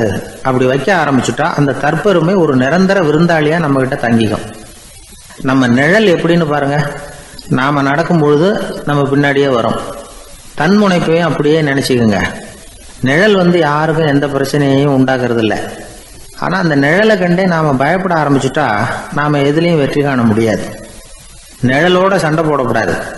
அது மாதிரி தன்முனைப்போடவும் நாம சண்டை போட வேண்டியதில்லை. இல்லாத ஒன்றோடு சண்டை போடுறது எப்படின்னா, அது இருட்டோட சண்டை போடுறது மாதிரி. நாம நிழல் கிடையாது, நம்ம கிட்ட இருக்கிற தன்முனைப்பு ஒரு நிழல். நம்ம நிழலையும் நமக்கு சமமா பார்க்குறோம் பாருங்க, அங்கதான் சிக்கலே ஆரம்பம். இப்போ நாம நடந்து போயிட்டு இருக்கிறோம், நம்ம நிழல் தரையில விழுது. யாரோ ஒருத்தர் நம்ம நிழல் மேல காலை வச்சு நடந்து போறார்.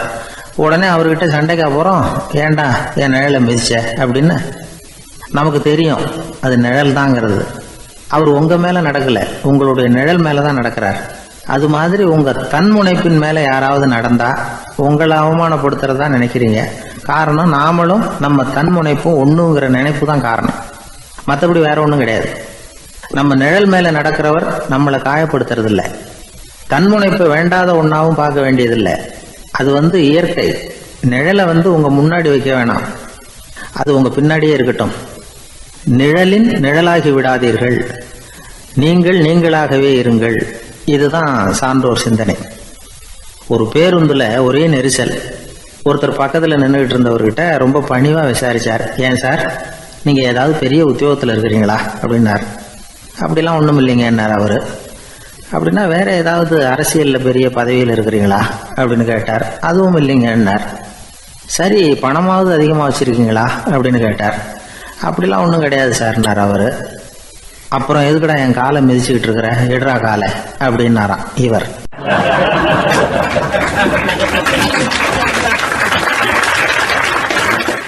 ஒரு ஊர்ல ஒரு பெரியவர் இருந்தார். அவர் ஒரு குரு. அவர் தொடர்ந்து தியான கூட்டங்கள் நடத்துவார். அந்த கூட்டத்தில் கலந்துக்கிறதுக்காக பல ஊர்கள்ல இருந்து சீடர்கள் நிறைய பேர் வருவாங்க போவாங்க. ஒரு நாள் அங்கே கூட்டம் நடந்துகிட்டு இருக்குது. அந்த சமயத்தில் சீடர்களில் ஒருத்தன் என்னத்தையே திருடி விட்டான். மற்ற சீடர்கள் அதை கவனிச்சுட்டாங்க. இவன் ஆப்பிட்டுக்கிட்டான். கூட்டம் முடிஞ்ச பிற்பாடு இவன் திருடின விஷயத்த அந்த பெரியவர்கிட்ட போய் சொன்னாங்களாம். அவர் கவனத்துக்கு கொண்டுகிட்டு போனாங்க. ஆனால் அவர் இதை காதிலே போட்டுக்கல, கண்டுக்கவே இல்லை. போய் சொன்ன சீடர்களுக்கெல்லாம் ஏமாத்தமாக போயிட்டுது. என்ன இது, இவ்வளவு தூரம் நாம் கண்டுபிடிச்சி போய் சொல்கிறோம், அவர் கண்டுக்கவே மாட்டேங்கிறாரே அப்படின்னு ஒரு மாதிரி ஆயிட்டாங்க. இருந்தாலும் அதை பற்றி ஒன்றுமே சொல்லிக்கல, பேசாமல் இருந்துட்டாங்க. கொஞ்ச நாள் ஆச்சு. அதே ஆள் மறுபடியும் ஒரு திருட்டில் மாட்டிக்கிட்டான். சீடர்கள் மறுபடியும் அந்த குரு கிட்ட விஷயத்த சொன்னாங்க. அவர் அப்பவும் வழக்கம் போல் சும்மாவே இருந்துட்டார். இவர் இப்படி இருக்கிறத பார்த்ததும் அந்த சீடர்களுக்கு கோபம் வந்துட்டுது. உடனே அந்த சீடர்கள்லாம் ஒன்று கூடி பேசினாங்களாம். எல்லாருமா சேர்ந்து ஒரு விண்ணப்பம் தயார் பண்ணாங்க. அதை குருநாதர்கிட்ட கொண்டுட்டு போய் கொடுத்தாங்க. அந்த விண்ணப்பத்தில் இவங்க என்ன எழுதியிருக்கிறாங்க தெரியுமா? குருநாதர் அவர்களே, உடனே திருடனவன் மீது சட்ட நடவடிக்கை எடுக்கணும். நீங்கள் அப்படி அவனை இங்கே சேர்க்கக்கூடாது. நீங்கள் சேர்த்தீங்கன்னா நாங்கள் இங்கே இருக்கிறத பற்றி யோசிக்க ஆரம்பிச்சிருவோம். அவனை இந்த மடத்தை விட்டே துரத்தி பண்ணணும். நீங்கள் அவனை வெளியில் அனுப்புங்க, இல்லைன்னா நாங்கள் அத்தனை பேரும் வெளியில் போயிடுறோம். இப்படி தான் அந்த விண்ணப்பத்தில் எழுதியிருக்கிறாங்க. குரு அந்த விண்ணப்பத்தை வாங்கி படித்து பார்த்தார். அதுக்கப்புறம் அதை எழுதின அத்தனை பேரையும் கூப்பிட்டாரு. எல்லாரும் இப்படி வாங்கன்னாரு. வந்தாங்க. இப்படி என் எதிரில் உட்காருங்கன்னார். உட்காந்தாங்க. அப்புறம் சொன்னார், இதை பாருப்பா, நீங்கள் எல்லாரும் புத்திசாலிகள். உங்களுக்கு எது நல்லது எது கெட்டதுங்கிறது நல்லா தெரியும். நீங்கள் மேற்கொண்டு ஏதாவது படிக்கணும்னு நினச்சா வேறு எங்கே வேணும்னாலும் போகலாம், அதுக்கு நான் தடை சொல்ல மாட்டேன். ஆனால் உங்களால் குற்றம் சாட்டப்பட்ட அவன் இருக்கானே, அவன் எப்படின்னா அவனுக்கு எது நல்லது எது கெட்டதுங்கிறதெல்லாம் தெரியாது. அதனால தான் திருடுறான். நீங்கள் சொல்கிறது மாதிரி அவனை அடித்து துரத்தி விடுறோம்னு வச்சுக்கோங்க, அவனுக்கு எப்படி நல்லது கெட்டது தெரியும்? அவனுக்கு அதை யார் சொல்லி கொடுக்கறது? அதனால் இங்கேயே இருக்கட்டும், அதுதான் சரி. இதுக்காக நீங்கள் எல்லாரும் என்னை விட்டுட்டு போனாலும் சரி, அவனை நான் விரட்ட மாட்டேன் அப்படின்னு விட்டாரான். இவ்வளவையும் திருடனை அந்த சீடன் கேட்டுக்கிட்டே இருந்திருக்கான். அவன் கண்களில் கண்ணீர். அப்படியே எழுந்திரிச்சு வந்தான். குரு காலில் விழுந்தான். அவன் கண்ணீரில் அவனது தீமை கழுவப்பட்டது அப்படிம்பாங்க. அதாவது சீடர்களுக்கு அந்த குருவோட பெருமை அப்போ தான் புரிஞ்சுதான். ஒரு நல்ல ஆசிரியர் இருக்காருன்னு வச்சுங்க, நல்லா படிக்கிற பையனுக்கு தான் பாடம் சொல்லி கொடுப்பேன்னா அது என்ன பெரிய விஷயமா? மோசமாக படிக்கிறவனையும் மாற்றி காட்டுறேங்கிறது தான் பெருமை. இந்த காலத்து குரு ஒருத்தர் ஒரு ஆசிரமம் வச்சு நடத்திட்டு வந்தார். நிறைய பேர் தினம் வருவாங்க போவாங்க. ஒரு நாள் ஒருத்தன் வந்தான். அந்த குரு முன்னாடி போய் நின்னான். ஐயா, என்ன உங்கள் சீடனாக ஏற்றுக்கணும்னா. அந்த குரு நிமிர்ந்து பார்த்தார். உன்னுடைய நோக்கம் என்னன்னு கேட்டார். ஐயா, உங்ககிட்ட கொஞ்ச நாள் இருந்தேன்னா நல்ல பழக்க வழக்கங்களை கற்றுக்கலாம், அதுக்கப்புறம் வெளியில் போய் ஒரு நல்ல தொழில் தொடங்கி வாழ்க்கையில் முன்னுக்கு வரணுங்கிறது தான் என்னோட நோக்கம் அப்படின்னா. நீ சொல்கிறது சரி, ஆனால் உன்னால் இங்கே நல்ல பழக்க வழக்கங்களை கற்றுக்க முடியலேன்னு வச்சுக்கோ, அப்போ என்ன பண்ணுவேன் அப்படின்னு கேட்டார் அவர். அப்படி ஆச்சுன்னா என்ன, உங்களை மாதிரியே ஒரு ஆசிரமம் ஆரம்பித்து அதுக்கு குருவாக இருந்துட்டு போகிறேன் அப்படின்னு நானும்.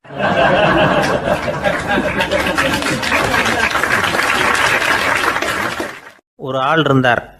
அவர் தன்னை ஒரு குருன்னு சொல்லிக்கிட்டார். மௌன குரு, வாயே திறக்கிறதில்ல. அவருக்கு 2 சீடர்கள் உண்டு. இவங்க தான் வர்றவங்க கிட்ட பேசுவாங்க, விளக்கம் கொடுப்பாங்க. ஒரு நாள் இந்த சீடர்கள் 2 பேரும் எங்கேயோ வெளியில் போயிட்டாங்க. அந்த நேரம் பார்த்து ஒருத்தர் அங்கே வந்தார். குருக்கிட்ட போனார். குருவே, புத்தர்னா என்னன்னு கேட்டார். குருவுக்கு ஒன்றும் புரியல. அவர் உண்மையான குருவாக இருந்தாவில் புரியும். அவர் திருன்னு முழிக்க ஆரம்பிச்சிட்டார். இந்த நேரம் பார்த்து இந்த சீடர்களும் எங்கேயோ போயிட்டாங்களே, என்ன பண்ணுறது, உதவிக்கு யாராவது கிடைக்க மாட்டாங்களா அப்படின்னு அப்படியே சுற்றி பார்க்குறார். அங்கங்கே பார்க்குறார். வந்தவர் இதை கவனித்தார். ஏதோ புரிஞ்சுக்கிட்ட ஒரு மாதிரி அடுத்த கேள்வி கேட்டார். தர்மம்னா என்ன சுவாமின்னார். குருவுக்கு ரொம்ப சங்கடமாக போச்சு. நம்ம நிலைமை இப்படி ஆகிட்டுதே, இக்கட்டில் மாட்டிக்கிட்டோமே அப்படின்னு நினச்சபடியே விட்டத்தை பார்த்தார். அப்புறம் குனிஞ்சு தரையை பார்த்தார். அப்படியே உட்காந்துக்கிட்டார். வந்தவர் உடனே அடுத்த கேள்விக்கு போயிட்டார். தியானம்னா என்ன சுவாமின்னார். பாவம் என்ன பண்ணுவார் அந்த குரு, பேசாமல் கண்ணை கெட்டியாக மூடிக்கிட்டார். இது ஏதடா வம்பா போச்சுன்னு. இவர் இப்படி பண்ணால் கூட வந்தவர் சளைக்கலை. இன்னொரு கேள்வியும் கேட்டார். ஆசீர்வாதம்னா என்ன அப்படின்னார். இவர் பார்த்தார். இப்படியே போனால் இவர் கேள்வி கேட்குறத நிறுத்த மாட்டார் அப்படின்னு நினச்சிக்கிட்டு எனக்கு ஒன்றுமே தெரியாதுங்கிற பாவனையில் 2 கையையும் விரித்து காட்டினார். வந்தவர் முகத்தில் மகிழ்ச்சி, மன நிறைவு, ஏதோ எல்லாம் புரிஞ்சுக்கிட்ட ஒரு மாதிரி அங்கேருந்து புறப்பட்டு போனார். வழியில் அந்த குருவோட சீடர்கள் 2 பேரையும் சந்தித்தார். உங்கள் குருவை தான் பார்த்துட்டு வரேன்னார் இவர். என்ன நடந்ததுன்னு கேட்டாங்க. இவர் விவரமாக சொல்கிறார். உங்கள் குரு எவ்வளவு பெரிய ஞானி தெரியுமா? புத்தர்னா என்னன்னு கேட்டேன். அதுக்கு அவர் அப்படியும் இப்படியும் பார்த்தார். அதுக்கு என்ன அர்த்தம் தெரியுமா? மக்கள் புத்தரை அங்கேயும் இங்கேயும் தேடுறாங்க. உண்மையில் அவர் அங்கேயும் இங்கேயும் தேடி கண்டுபிடிக்க முடியாது அப்படிங்கிறத அவர் செய்கை மூலம் உணர்த்தினார். அதுக்கப்புறம் தர்மம்னா என்னன்னு கேட்டேன். அவர் மேலேயும் கீழையும் பார்த்து தர்மம் சமமானது, அதில் உயர்வு தாழ்வு இல்லைங்கிறத உணர்த்தினார். அதுக்கப்புறம் தியானம்னா என்னன்னு கேட்டேன். கண்ணை மூடிக்கிட்டார். கண்ணை மூடி காணுகிற அற்புதம் அது அப்படிங்கிறத புரிஞ்சுக்கிட்டேன். கடைசியாக ஆசீர்வதிக்கப்படுறது பற்றி கேட்டேன். கைகளை நீட்டி உதவுறது தான் அது அப்படிங்கிறத தன்னுடைய இருகை விரித்து உணர்த்தினார். எவ்வளோ பெரிய மகான் அவர் அப்படின்னு சொல்லிவிட்டு அவர் பாட்டு போயிட்டார்.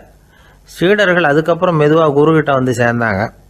அவங்கள பார்த்ததும் குருவுக்கு கோபம் வந்துட்டுது. அடே பாவிகளா, எங்கடா போய் தொலைஞ்சிங்க, நான் ஒரு ஆளுகிட்ட மாட்டிக்கிட்டு என்ன பாடுபட்டிருக்கேன்னு தெரியுமான்னார். இது மாதிரி தான் நாம் சாதாரண மனிதர்களின் புற வேடங்களிலேயே மயங்கி போயிடுறோம். அவங்க பேச்சு, செய்கை, பார்வை இதிலெல்லாம் ஏதோ பெரிய தத்துவம் இருக்கிறதாக நினச்சிக்கிறோம். உண்மையிலேயே அந்த தத்துவங்கள் யாருக்கு சொந்தம்? அவங்களுக்கு இல்லை, நமக்கு தான் சொந்தம். நாம் தானே அதை கற்பிச்சுக்கிட்டோம். நாம் அடையாளம் கண்டுக்கிறது இல்லை. நாம் யாருங்கிறது நமக்கு புரியறதில்ல. அதுதான் இன்றைக்கி நடக்கிறது. அதனால தான் அடுத்தவங்களை தேடி ஓடிக்கிட்டு இருக்கிறோம். சில வீடுகளில் கூட இது மாதிரி சைகைகள் உண்டு. சில குடும்ப தலைவர்கள் தினமும் காலையில் கண்ணை கெட்டியாக மூடிக்கிட்டு கை 2ஐயும் சுத்தமாக விரித்து வச்சுக்கிட்டே உட்காந்து தியானம் பண்ணுறது வழக்கம். எதுக்காக அப்படி பண்ணுறீங்கன்னு ஒருத்தரை பார்த்து கேட்டேன். இந்த மாதம் வாங்கின சம்பளம் பூரா தீர்ந்து போச்சு, இனிமேல் என் கையில் சுத்தமாக ஒன்றும் இல்லை, புதுசாக எதுவும் செலவு வச்சுடாதே அப்படிங்கிறத அப்படி உள்ளங்கை 2ஐயும் விரித்து காட்டி அவங்களுக்கு உணர்த்துறேன் அப்படின்னார்.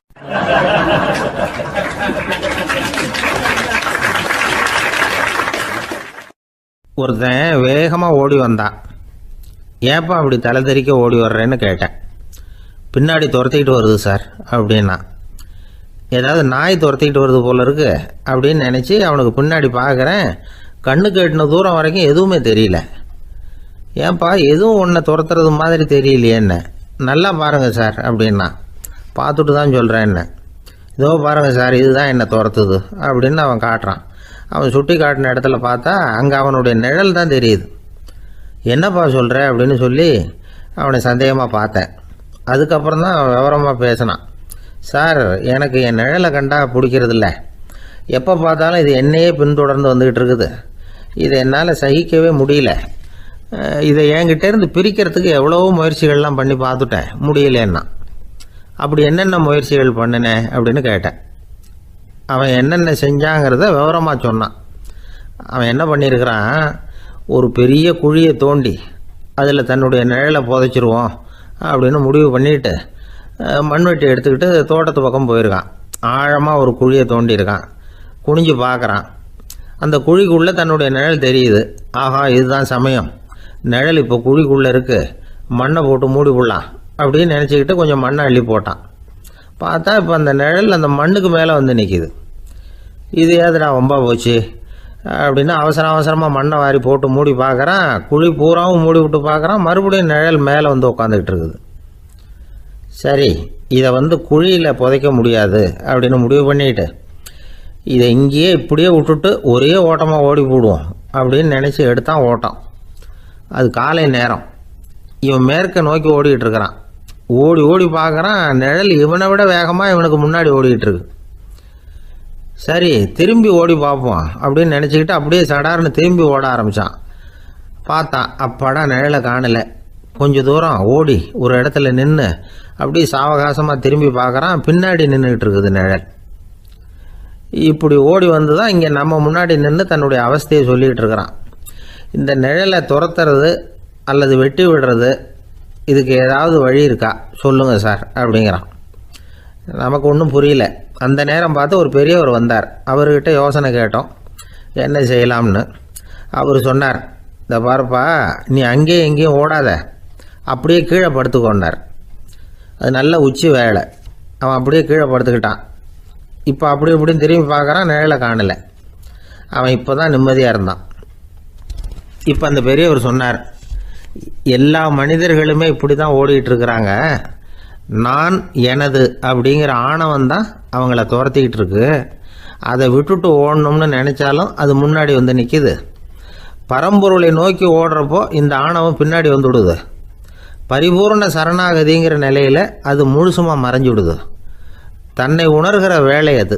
அந்த நேரம் மனிதனுக்கு விடுதலை உணர்வு ஏற்படுகிற நேரம் அது. அப்படிப்பட்ட சுதந்திர மனிதர்களாக எல்லாரும் மாறி போயிட்டாங்கன்னா இந்த உலகமே இன்பமயம் அப்படின்னு ஒரு விளக்கம் கொடுத்தார் பெரியவர். நம்மால் ஒருத்தர் வேகமாக ஓடி வந்துக்கிட்டு இருந்தான். ஏன்டா அப்படி ஓடி வர்ற அப்படின்னு கேட்டார் எதிரில் வந்தவர். ஆசை துரத்துது, அதுதான் ஓடி வர்றேன்னா. உனக்கு என்ன ஆசைன்னு கேட்டார். எனக்கு ஒன்றும் ஆசை இல்லைங்க, என்னை எப்படியாவது பிடிச்சுடணும்னு போலீஸ்காரங்களுக்கு ஆசை. அந்த ஆசை இப்போ என்னை துரத்தி பின்னாடி வந்துக்கிட்டு இருக்குது. அதுதான் தப்பிச்சு வந்துக்கிட்டு இருக்கிறேன். குறுக்க நிற்காதீங்க சார், வழியை விடுங்க அப்படின்னு சொல்லிவிட்டு வேகமாக ஓடி மறைஞ்சான்.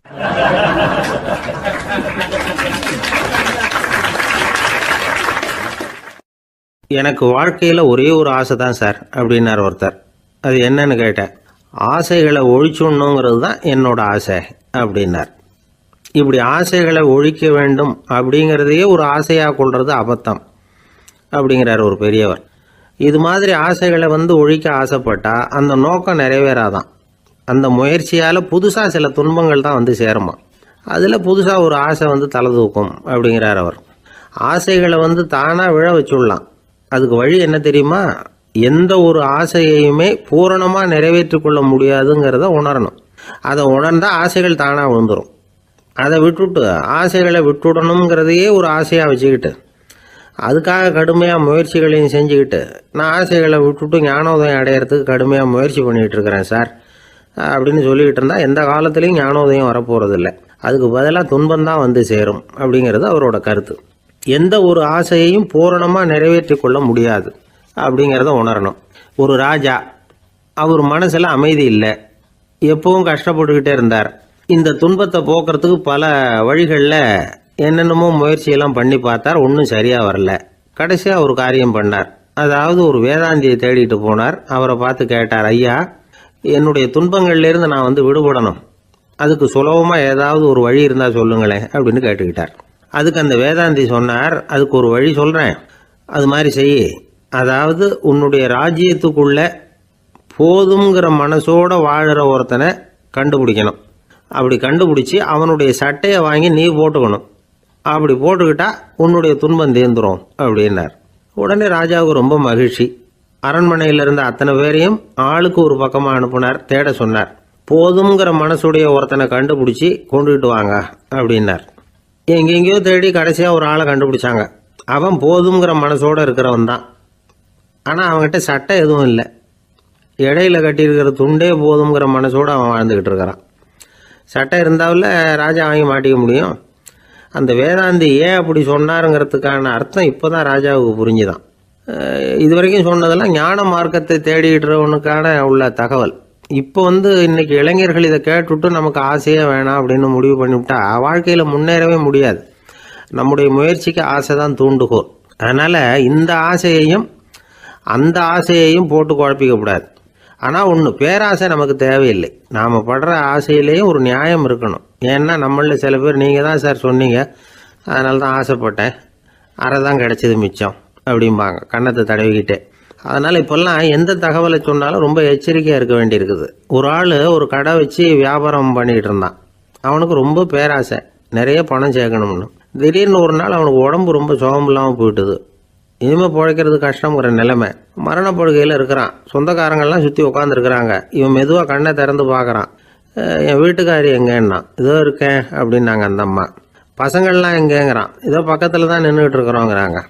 பொண்ணுங்க எங்கேங்கிறான். எல்லாம் இங்கே தான் இருக்கிறோம் அப்படிங்கிறாங்க. எல்லாம் இங்கே தான் பக்கத்தில் தான் இருக்கோம், நீங்கள் கவலைப்படாதீங்கன்னு சொல்கிறாங்க எல்லாம். அவன் மெதுவாக கஷ்டப்பட்டு வாயை திறந்து, அட பாவிங்களா, எல்லாரும் இங்கே இருந்தால் அங்கே கடையை யார் கவனிக்கிறது அப்படின்னானா.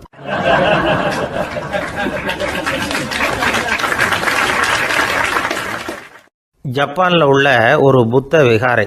அங்கே ஒரு வயசான பௌத்த குரு தங்கியிருக்கிறார். ஒரு நாள் ராத்திரி கடுமையான குளிர். அவரால் தாங்க முடியல. பார்த்தார், மரத்தில் செஞ்ச புத்த சிற்பங்கள் அங்கே நிறைய இருந்தது. அதில் ஒன்றை எடுத்து அதுக்கு தீ மூட்டி அந்த நெருப்பில் குளிர் காஞ்சிக்கிட்டு இருக்கிறார். மர சிற்பம் தீ வச்சதும் படபடன்னு வெடிக்க ஆரம்பிச்சுட்டுது. அந்த சத்தத்தை கேட்டதும் அந்த புத்த விகாரையின் குருக்கள் வெளியில் ஓடி வந்தார். இவர் ஆனந்தமாக குளிர் காஞ்சிக்கிட்டு இருக்கிறார். அவரால் பொறுத்துக்க முடியல. தெருவில் தெரிஞ்சுக்கிட்டு இருந்த அந்த பெரியவரை இங்கே தங்க அனுமதித்ததே அவர் தான். இவர் இப்படி பண்ணுறாருன்னு நினச்சிக்கிட்டே அவரை கோபமாக பார்த்தார். ஏன் இப்படி கோபமாக பார்க்குறீங்க, இப்படி உட்காருங்க அப்படிங்கிறாரு இவர். அவருக்கு இன்னமும் கோபம் வந்துட்டுது.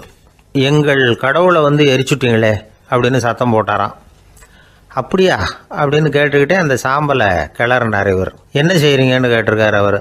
நான் எலும்புகளை தேடுறேன்னாராம். நீங்கள் ஒரு பைத்தியம், இது ஒரு மர சிற்பம், இதில் எலும்புகள் கிடையாது அப்படின்னாராம். அவருக்கு கோபம் வந்துட்டுது. உடனே வெளியில் போங்கன்னு கத்தியிருக்கார். வெளியில் தள்ளி கதவையும் சாத்தி விட்டாராம். மறுநாள் காலையில் கதவை திறந்து பார்த்தா அந்த வயசான பெரியவர் ஒரு மைல்கல் மேலே சில காட்டு பூக்களை வச்சு புத்தம் சரணம் கச்சாமின்னு சொல்லிக்கிட்டே இருக்கிறார். இவருக்கு சந்தேகமாக போட்டுது. கிட்ட போனார். என்ன செஞ்சுக்கிட்டு இருக்கீங்கன்னு கேட்டார். இது என்னுடைய காலை நேர பிரார்த்தனைனாராம். நிஜமாகவே நீங்கள் ஒரு பைத்தியமாக தான் இருக்கணும், ஏன்னா அது ஒரு மைல்கல் அப்படின்னாராம். இப்போ அந்த பெரியவர் சொன்னாராம், நீங்கள் ஒரு மரத்தை புத்தராக நினைக்கும் பொழுது நான் ஏன் ஒரு மைல்கல்ல புத்தராக நினைக்கக்கூடாது? நான் புத்தரை எரிக்கலாம், ஏன்னா அவரை நான் நேசிக்கிறேன். அந்த சிற்பம் மரத்தால் ஆனதுங்கிறது எனக்கு தெரியும். நான் ஒரு மைல்கல்லை தொழலாம், ஏன்னா அது எனது பூக்களை தாங்குது. நான் இந்த மைல்கல்லுக்குள்ளே மறைஞ்சிருக்கிற புத்தரை பார்க்குறேன். யாராவது ஒரு சிற்பி இதை சிலையாக்கினாதான் நீங்கள் புத்தரை பார்க்க முடியும். அன்னைக்கு ரொம்ப குளிராக இருந்தது. நான் எனக்குள்ளே இருக்கிற புத்தரையும் பாதுகாக்கணும். உள்ளே இருக்கிற புத்தரை காப்பாற்றுறதுக்காக வெளியில் உள்ள புத்தரை எரிக்கலாம், அதில் ஒன்றும் தப்பு இல்லை. அது அவருடைய போதனையிலேயே இருக்குது. உனக்குள் ஜோதியாக இரு அப்படிங்கிறது அவருடைய போதனை. என்னுடைய புத்தர் குளிரில் நடுங்கிட்டு இருந்தார். அந்த மர சிற்பங்கள் வெயில் மழையில் உணர்ச்சி இல்லாமல் இருந்தது, அதனால் அப்படி பண்ணினேன். ஆனால் நீங்கள் என்ன பண்ணீங்க? நான் ஒரு மர புத்தரை எரிச்சதுக்காக உயிருள்ள புத்தரை வெளியில் தள்ளி கதவை சாத்தினீங்க அப்படின்னாராம் அந்த பெரியவர். உண்மையான பக்திங்கிறது இதுதான். அதாவது உனக்குள் ஜோதியாக இரு அப்படின்னு புத்தர் சொன்னார் இல்லையா, அது மாதிரி தனக்குள் ஜோதியாக இருக்கிற இந்த காலத்து ஆசாமிகள் நிறைய பேர் உண்டு. எப்பவும் போதையிலேயே இருக்கிறவங்க. ஒரு நாள் நடு ராத்திரி ஒரு மது கடையில் ஒரு ஆள் அங்குள்ள சிப்பந்திகள் கிட்ட கேட்டுக்கிட்டு இருக்கிறான். மறுபடியும் இந்த கடை எப்போ திறப்பாங்கன்னு கேட்டானா. நாளைக்கு காலையில் 8 மணிக்கு திறப்பாங்க அப்படின்னு நானா அங்கே இருந்த ஆள். அவன் திருப்பி திருப்பி அதையே கேட்டுக்கிட்டு இருக்கான். இவனுக்கு பதில் சொல்லி சொல்லி அழுத்து போச்சு. அதான் சொல்கிறேன் ஐயா, நாளைக்கு காலையில் வா அப்படின்னாங்களாம். அதுக்கு இவன், நான் வர்றதுக்காக கேட்கலையா, நேற்றுக்கு வந்தவன் உள்ளேயே மாட்டிக்கிட்டேன், வெளியில் போகிறதுக்காக கேட்டேன் அப்படின்னானா.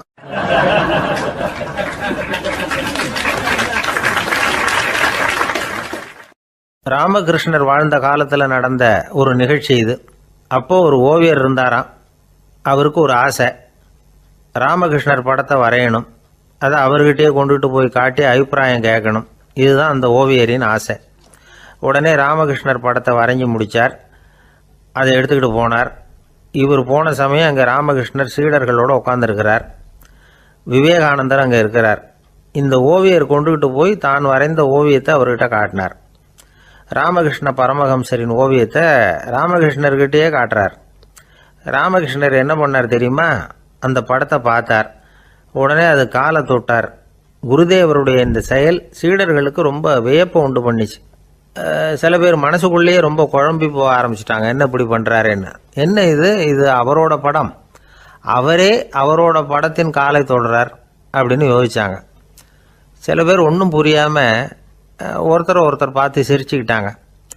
அந்த இடத்துல சீடர்கள் மட்டும் இல்லை, சீடர் அல்லாத பல பேர் இருந்தாங்க. தன்னுடைய காலை தானே தொடர இவருடைய செயல் பற்றி என்ன நினைக்கிறது அப்படின்னு அவங்களும் குழம்பி போய் நிற்கிறாங்க. அந்த படத்தை வரைஞ்சி அவர்கிட்ட காட்டின அந்த ஓவியருக்கும் அதிர்ச்சி. இருந்தாலும் அவர் சீடர் கிடையாது. அதனால் கொஞ்சம் துணிச்சலை வர வச்சுக்கிட்டு கேட்டார், என்னங்க இது, என்னால் என்னுடைய கண்களையே நம்ப முடியல. இது உங்கள் சொந்த உருவப்படம், நீங்கள் உங்கள் சொந்த கால்களையே தொடுறீங்க, இது எங்களுக்கு கொஞ்சம் சங்கடமாக இருக்குதே அப்படின்னார். ராமகிருஷ்ணரின் கண்களில் ஆனந்த கண்ணீர் வழிஞ்சுதான். அவர் சொன்னாராம், இது என்னோட படம்ங்கிறது எனக்கு தெரியும், ஆனால் இது என்னோட படம்ங்கிறதுனால நான் இதோட காலை தொடலை. நீ என்னுடைய சமாதி நிலையை இந்த படத்தில் படம் பிடிச்சி காட்டியிருக்கிற, அதனால் அதோட காலை தொடறேன். சமாதி நிலையில் யார் இருந்தாலும், அது என்னுடைய படமாக இருந்தாலும் சரி அல்லது வேறு யாருடைய படமாக இருந்தாலும் சரி, படம் யாருதுங்கிறது முக்கியம் இல்லை. இதில் எது முக்கியம்னா அது தன்னை உணர்ந்த ஒரு உணர்நிலையின் படம். அப்படி இருக்கிறப்போ அதோட காலை நான் தொடணும். அதுக்கு நீங்கள் எல்லாரும் ஏன் சங்கடப்படுறீங்கன்னு எனக்கு தெரியல அப்படின்னாராம். இப்போ தான் அங்கே இருந்த சீடர்களுக்கும் மற்றவங்களுக்கும் விவரம் புரிஞ்சுதான். இதுக்கு முன்னாடி யாரும் செய்யாததை இவர் செஞ்சிருக்கிறார், ஆனால் அவருடைய காரணம் ரொம்ப நியாயமானது அப்படிங்கிறத உணர்ந்தாங்களாம். இதுவரைக்கும் ஆன்மீகத்தில் சமாதி நிலை, அதாவது தன்னை உணர்ந்த நிலை பற்றி புரிஞ்சுக்கிட்டோம். இல்லறத்தில் ஏற்படக்கூடிய சமாதி நிலை பற்றி உங்களுக்கு தெரியுமா? ஒரு அம்மா டாக்டர்கிட்ட வந்து சொன்னாங்களாம், டாக்டர், என் வீட்டுக்காரருக்கு உடம்புல ஏதோ கோளாறுன்னு நினைக்கிறேன், நான் எவ்வளவு நேரம் பேசினாலும் காதில் விழாத மாதிரி உட்காந்துருக்கிறார் அப்படின்னு ஆகலாம். அதுக்கு அந்த டாக்டர் சொன்னாராம், அம்மா, அது உடம்பு கோளாறு இல்லை, அது ஒரு பெரிய திறமை அப்படின்னாராம்.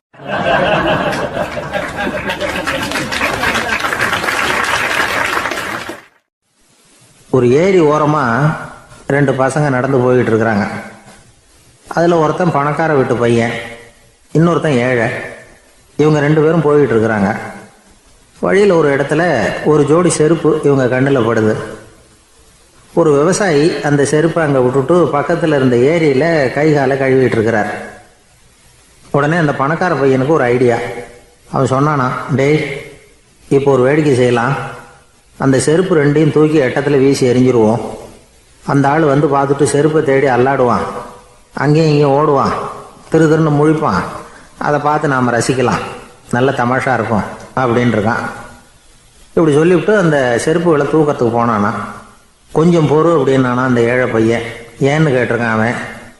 இப்போ அந்த ஏழை பையன் சொன்னானா, நீ சொல்கிறது ஒன்றும் வேடிக்கை கிடையாது, உன்னோட செருப்பு தொலைஞ்சா உன் அப்பா உடனே உனக்கு வேறு செருப்பு வாங்கி கொடுத்துருவார்.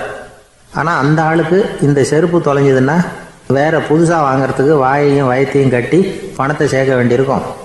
அதனால் நான் ஒரு வேடிக்கை சொல்கிறேன், அது மாதிரி செய், அது இன்னமும் தமாஷா இருக்கும் அப்படின்னானா. எப்படி அது சொல்லுன்றிருக்கான் அவன். செருப்பு ரெண்டும் அது இருக்கிற இடத்துலையே இருக்கட்டும், உன் சட்டை பையிலிருந்து ஒரே ஒரு ரூபா நாணயத்தை எடு, அதை அந்த செருப்பு மேலே அதோட குதிகால் பகுதியில் வச்சுட்டு நாம் ரெண்டு பேரும் அந்த மரத்துக்கு பின்னாடி ஓடி போய் மறைஞ்சு நின்றுக்குவோம், அப்புறம் பாரு வேடிக்கையை அப்படின்னா. அதே மாதிரி ரூபா காசு செருப்பு மேலே வச்சுட்டு இவங்க ரெண்டு பேரும் மறைஞ்சு நின்றுக்கிட்டாங்க. கொஞ்ச நேரத்தில் அந்த விவசாயி வந்தார். காலில் உள்ள மண்ணை தட்டிவிட்டு செருப்பை மாட்டுறதுக்காக போனார். அங்கேருந்த காசு கண்ணில் போட்டுவிட்டுது. அவருக்கு ஆச்சரியமாக போச்சு. அதை கையில் எடுத்து பார்க்குறார். 4 பக்கமும் திரும்பி திரும்பி பார்க்குறார், யார் இதை வச்சுருப்பான்னு. கடைசியில் ஆகாயத்தை பார்க்குறார். ஆண்டவா, இது உன்னோட கருணை தான், நீ தான் யாரோ புண்ணியவான் மனசில் தர்மம் பண்ணுற எண்ணத்தை உண்டாக்கி இருக்கிற, அந்த புண்ணியவான் நல்லா இருக்கணும் அப்படின்னு வாழ்த்தி அந்த காசை கண்ணில் ஒத்திக்கிட்டாராம். மறைஞ்சிருந்து பார்த்துக்கிட்டு இருந்த ஏழை பையன் இப்படி சொன்னான், பாத்தியா உன்னை புண்ணியவான்னு வாழ்த்தி விட்டு போகிறார் அந்த ஆள், அவருக்கும் சந்தோஷம், அதை பார்த்து நமக்கும் சந்தோஷம். உனக்கு 1 ரூபாங்கிறது ஒரு பெரிய விஷயம் இல்லை, ஆனால் அதனால் நமக்கு கிடைச்சிருக்கிற மகிழ்ச்சி ரொம்ப உயர்வானது அப்படின்னு நானும். வேடிக்கையும் கிண்டலும் இது மாதிரி அடுத்தவங்களுக்கு இடைஞ்சலாக இல்லாமல் இருக்கணும் அப்படிங்கிறார் கலைவாணர். ஆனால் பாருங்கள், அவருக்கே இடைஞ்சலாக வர்ற விஷயங்களை கூட அவர் வேடிக்கையாக தான் எடுத்துக்கிட்டாராம். ஒரு தடவை ஒருத்தர் கலைவாணர்கிட்ட வந்து, ஐயா என் குழந்தை செத்து போச்சு அப்படின்னு சொல்லி அழுதாராம். உடனே இவர் அவருக்கு 100 ரூபா பணத்தை கொடுத்து, இந்தாங்க அடக்கம் செய்யுங்க அப்படின்னு சொல்லி அனுப்பி வச்சாராம். 1 வருஷம் கழித்து மறுபடியும் அதே ஆள் வந்திருக்கார். இவர் மறந்துருப்பாருங்கிற நினைப்பில், அண்ணே என் குழந்தை இறந்து போச்சுண்ணே அப்படின்னாராம். இவர் மறுபடியும் 100 ரூபா கொடுத்து ஆறுதல் சொல்லி அனுப்பி வச்சாராம். 7-8 மாதம் கழித்து மறுபடியும் அதே ஆள் வந்திருக்கார். அவர் வாயை திறக்கிறதுக்கு முன்னாடியே இவர் 100 ரூபாய் அவர் கையில் வச்சு, போன 2 தடவை தான் குழந்தை செத்து போச்சு, இந்த தடவையாவது அதை சாகாமல் காப்பாற்றி விடு அப்படின்னு சொல்லி அனுப்பி வச்சாராம். அதுக்கப்புறம் அந்த ஆள் வர்றதே இல்லையா.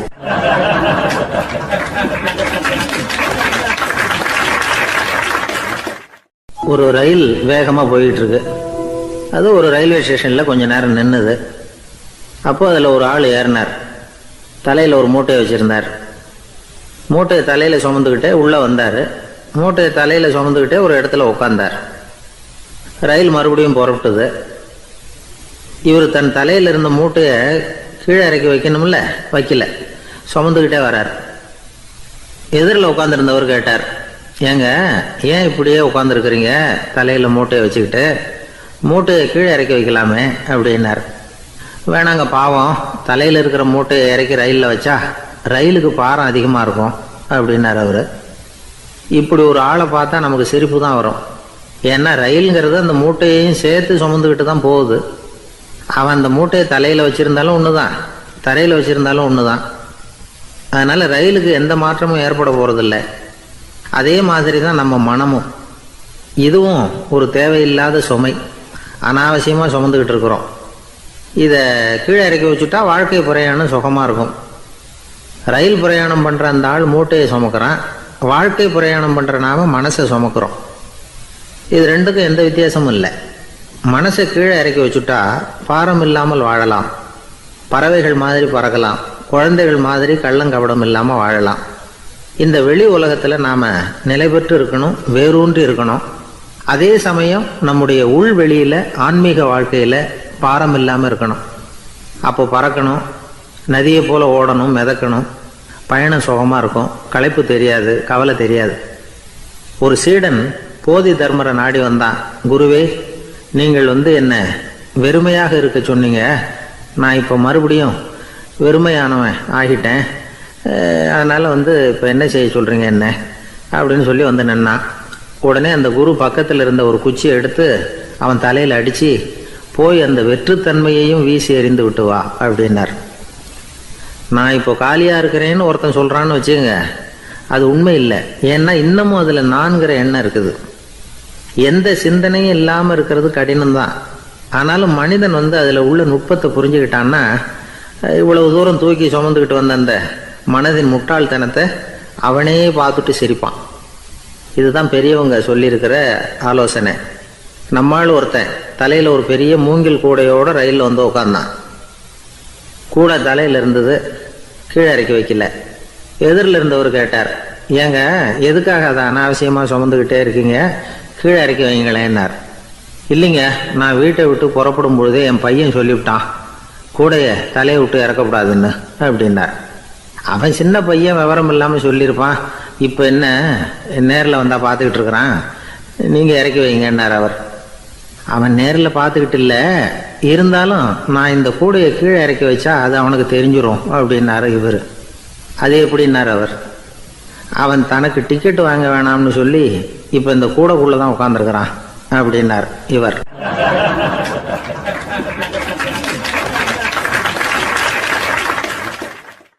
எனக்கு தெரிஞ்ச ஒருத்தர் இருக்கார்.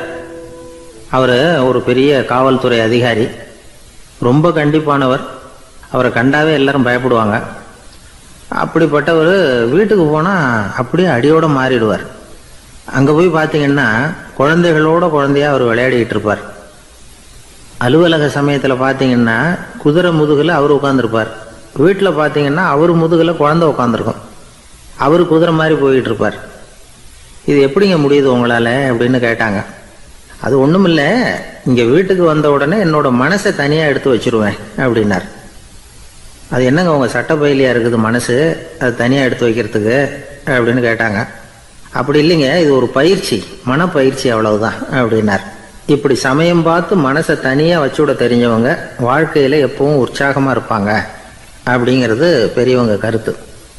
ஒரு டாக்டர் ஆஸ்பத்திரியில் இருக்கிற வரைக்கும் டாக்டராக இருக்கலாம். அவர் மனைவிகிட்டையும் அவர் டாக்டராக இருக்க வேண்டிய அவசியம் இல்லை. ஒரு வக்கீல் கோர்ட்டில் இருக்கிற வரைக்கும் வக்கீலாக இருக்கலாம். வீட்டுக்கு வந்ததுக்கு அப்புறமும் வக்கீலாக இருக்க வேண்டிய அவசியம் கிடையாது. வீட்டில் குழந்தைகள்கிட்ட விளையாடும் பொழுதும் அதுகள்கிட்ட ஃபீஸு கேட்டுக்கிட்டு இருக்கக்கூடாது. நாம் எப்படி இருக்கணும்னு பெரியவங்க சொல்கிறாங்கன்னா, மனசோட சேரக்கூடாதான். அப்படி சேராமல் வாழ்க்கையை கவனிக்கணுமா. மனசை அப்படியே தனியாக எடுத்து பக்கத்தில் வச்சுடணும். அப்படின்னா அதை அப்படியே தூக்கி எறிஞ்சுடு அப்படின்னு அர்த்தம் இல்லை. ஏன்னா மனசுங்கிறது நமக்கு உபயோகப்படக்கூடிய ஒன்று தான். எப்போ எப்போ அது தேவையோ அப்பப்போ எடுத்து உபயோகப்படுத்திக்கணும். தேவைப்படுறப்போ எடுத்து கண்ணாடியை மாட்டிக்கிறோம்ல, படிக்கும் பொழுது கண்ணாடி தேவைப்படுது, எடுத்து மாட்டிக்கிறோம் இல்லையா, அது மாதிரி கணக்கு போடுறதுக்கு மனசு தேவை. கடைக்கு போய் ஒரு பொருள் வாங்குகிறோம், காசு கொடுக்குறோம், மீதி சில்லறை சரியாக இருக்கா அப்படின்னு எண்ணி பார்த்து வாங்க வேண்டியிருக்கு. அந்த சமயத்தில் மனசை எடுத்து தனியாக வச்சுட்டேன் அப்படின்னு சொல்லிட்டு இருக்கக்கூடாது. பரீட்சைக்கு படிக்க வேண்டியிருக்குது, படித்ததையெல்லாம் அப்படியே நினைவில் வச்சுக்க வேண்டியிருக்கு. அந்த சமயத்தில் மனசை தூக்கி எறிஞ்சுட்டேன் சார் அப்படின்னு சொல்லிட்டு இருக்கக்கூடாது. அப்படி சொன்னால் பரீட்சை நம்மளை தூக்கி எறிஞ்சிடும். அதனால் தேவைப்படுறப்போ மனசை உபயோகப்படுத்தணும், தேவையில்லாதப்போ அதை தனியாக ஓய்வு எடுத்துக்க விட்டுடணும். இப்படி நாம் பழக்கப்படுத்திக்கிட்டா வாழ்க்கைங்கிறது நமக்கு புதுசாக தெரியுமா. மனசுக்கும் ஒரு சக்தி கிடைக்கும். எந்திரங்களுக்கு ஓய்வு கொடுக்குற மாதிரி மனசுக்கும் ஓய்வு கொடுக்கணும், இல்லைன்னா அது களைச்சி போயிடும். குழந்தைகள் மனசை சுமந்துக்கிட்டு இருக்கிறது இல்லை. இது முதியவர்கள் குழந்தைகள்கிட்ட இருந்து கற்றுக்க வேண்டிய ஒரு பாடம். ஆனாலும் இந்த கால குழந்தைகள்கிட்ட ரொம்ப எச்சரிக்கையாக இருக்க வேண்டியிருக்கு. ஒரு தாத்தாவும் பேரனும் விளையாடிக்கிட்டு இருக்கிறாங்க. தாத்தா, எனக்கு சைக்கிள் ஓட்ட கற்றுக் கொடு அப்படிங்கிறான் பேரன். சைக்கிள் உயரம் கூட இல்லை, அதுக்குள்ளே சைக்கிள் ஓட்டணுமா அப்படின்னார் தாத்தா. ஏன் தாத்தா, ரயில் ஓட்டுறாரு, அவர் என்ன ரயில் நீளமாக இருக்கார் அப்படின்னு கேட்டானா அந்த பையன்.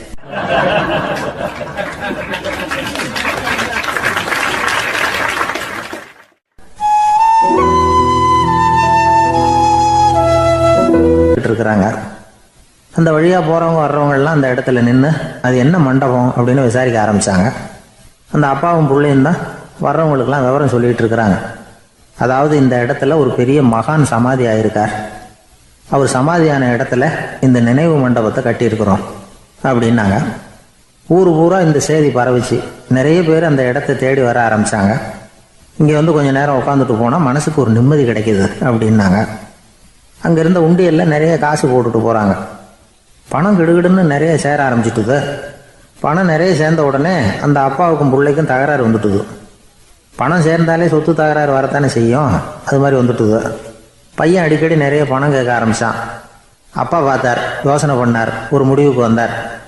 ஒரு நாள் பையனை கூப்பிட்டார். இதை பாருப்பா, நமக்குள்ள தகராறு வேணாம். அப்பாவும் பிள்ளையும் இப்படி சண்டை போட்டுக்கிட்டா பார்க்குறவங்க தப்பாக நினைப்பாங்க. அதனால் நமக்குள்ளே சமரசமாக இதை தீர்த்துக்குவோம், என்ன சொல்கிற அப்படின்னார் அப்பா. சரின்னு நான் பையன். உடனே அந்த அப்பா என்ன பண்ணார் தெரியுமா, மகன்கிட்ட கொஞ்சம் பணத்தை கொடுத்தார். தன்கிட்ட இருந்த ஒரு கழுதையையும் கொடுத்தார். இதை வச்சு நீ பொழைச்சிக்கோ அப்படின்னு சொல்லி அனுப்பி வச்சுட்டார். மகன் அந்த கழுதையை இழுத்துக்கிட்டு அடுத்த ஊருக்கு போனான். வழியிலேயே அந்த கழுதை செத்து போச்சு. உடனே என்ன பண்ணலாம்னு யோசனை பண்ணான். ஒரு ஐடியா வந்தது. அந்த கழுதையை ஒரு சாலை ஓரமாக புதைச்சான். கையில் இருந்த பணத்தை வச்சு அந்த இடத்துல ஒரு கல் மண்டபம் கட்டினான். அந்த வழியாக 2 பேர் வந்தாங்க. இது என்ன மண்டபம்னு விசாரித்தாங்க. இந்த இடத்துல ஒரு பெரிய மகான் சமாதி ஆயிருக்கிறார் அப்படின்னா. இந்த செய்தி ஊர் பூரா பரவ ஆரம்பிச்சுட்டுது. நிறைய பேர் போக ஆரம்பித்தாங்க. இங்கே வந்தால் மனசுக்கு ஒரு பெரிய நிம்மதி கிடைக்குது அப்படின்னு வேற சொல்ல ஆரம்பித்தாங்க. வர வர கூட்டம் அதிகமாக வர ஆரம்பிச்சுட்டுது. உண்டியலில் பணம் நிறைய சேர்ந்துட்டுது. நகையெல்லாம் கூட கழட்டி காணிக்கையாக போட ஆரம்பிச்சுட்டாங்க. அப்பாவை விட மகன் பெரிய ஆளாயிட்டான். இதை கேள்விப்பட்டார் அப்பா.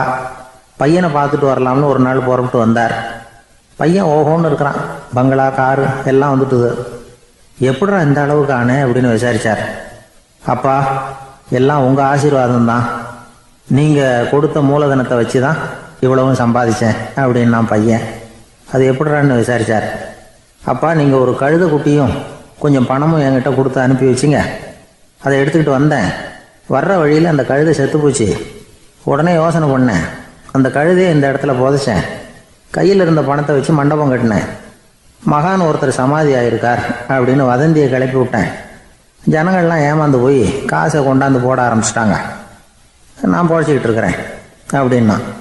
இப்போதான்டா நீ என் புள்ள அப்படின்னு சொல்லி சந்தோஷப்பட்டாரான் அந்த அப்பா. ஏன் அப்படி சொல்கிறீங்கன்னு கேட்டிருக்கான் பையன். கழுதை குட்டியை புதைச்சி மண்டபம் கட்டியிருக்கிற நீ, ஏற்கனவே நம்ம ஊரில் நாம் கட்டியிருக்கிறோமே மண்டபம், அது இந்த கழுதையோட அம்மாவை புதைச்ச இடம். மகான் சமாதி ஆயிருக்காருன்னு நான்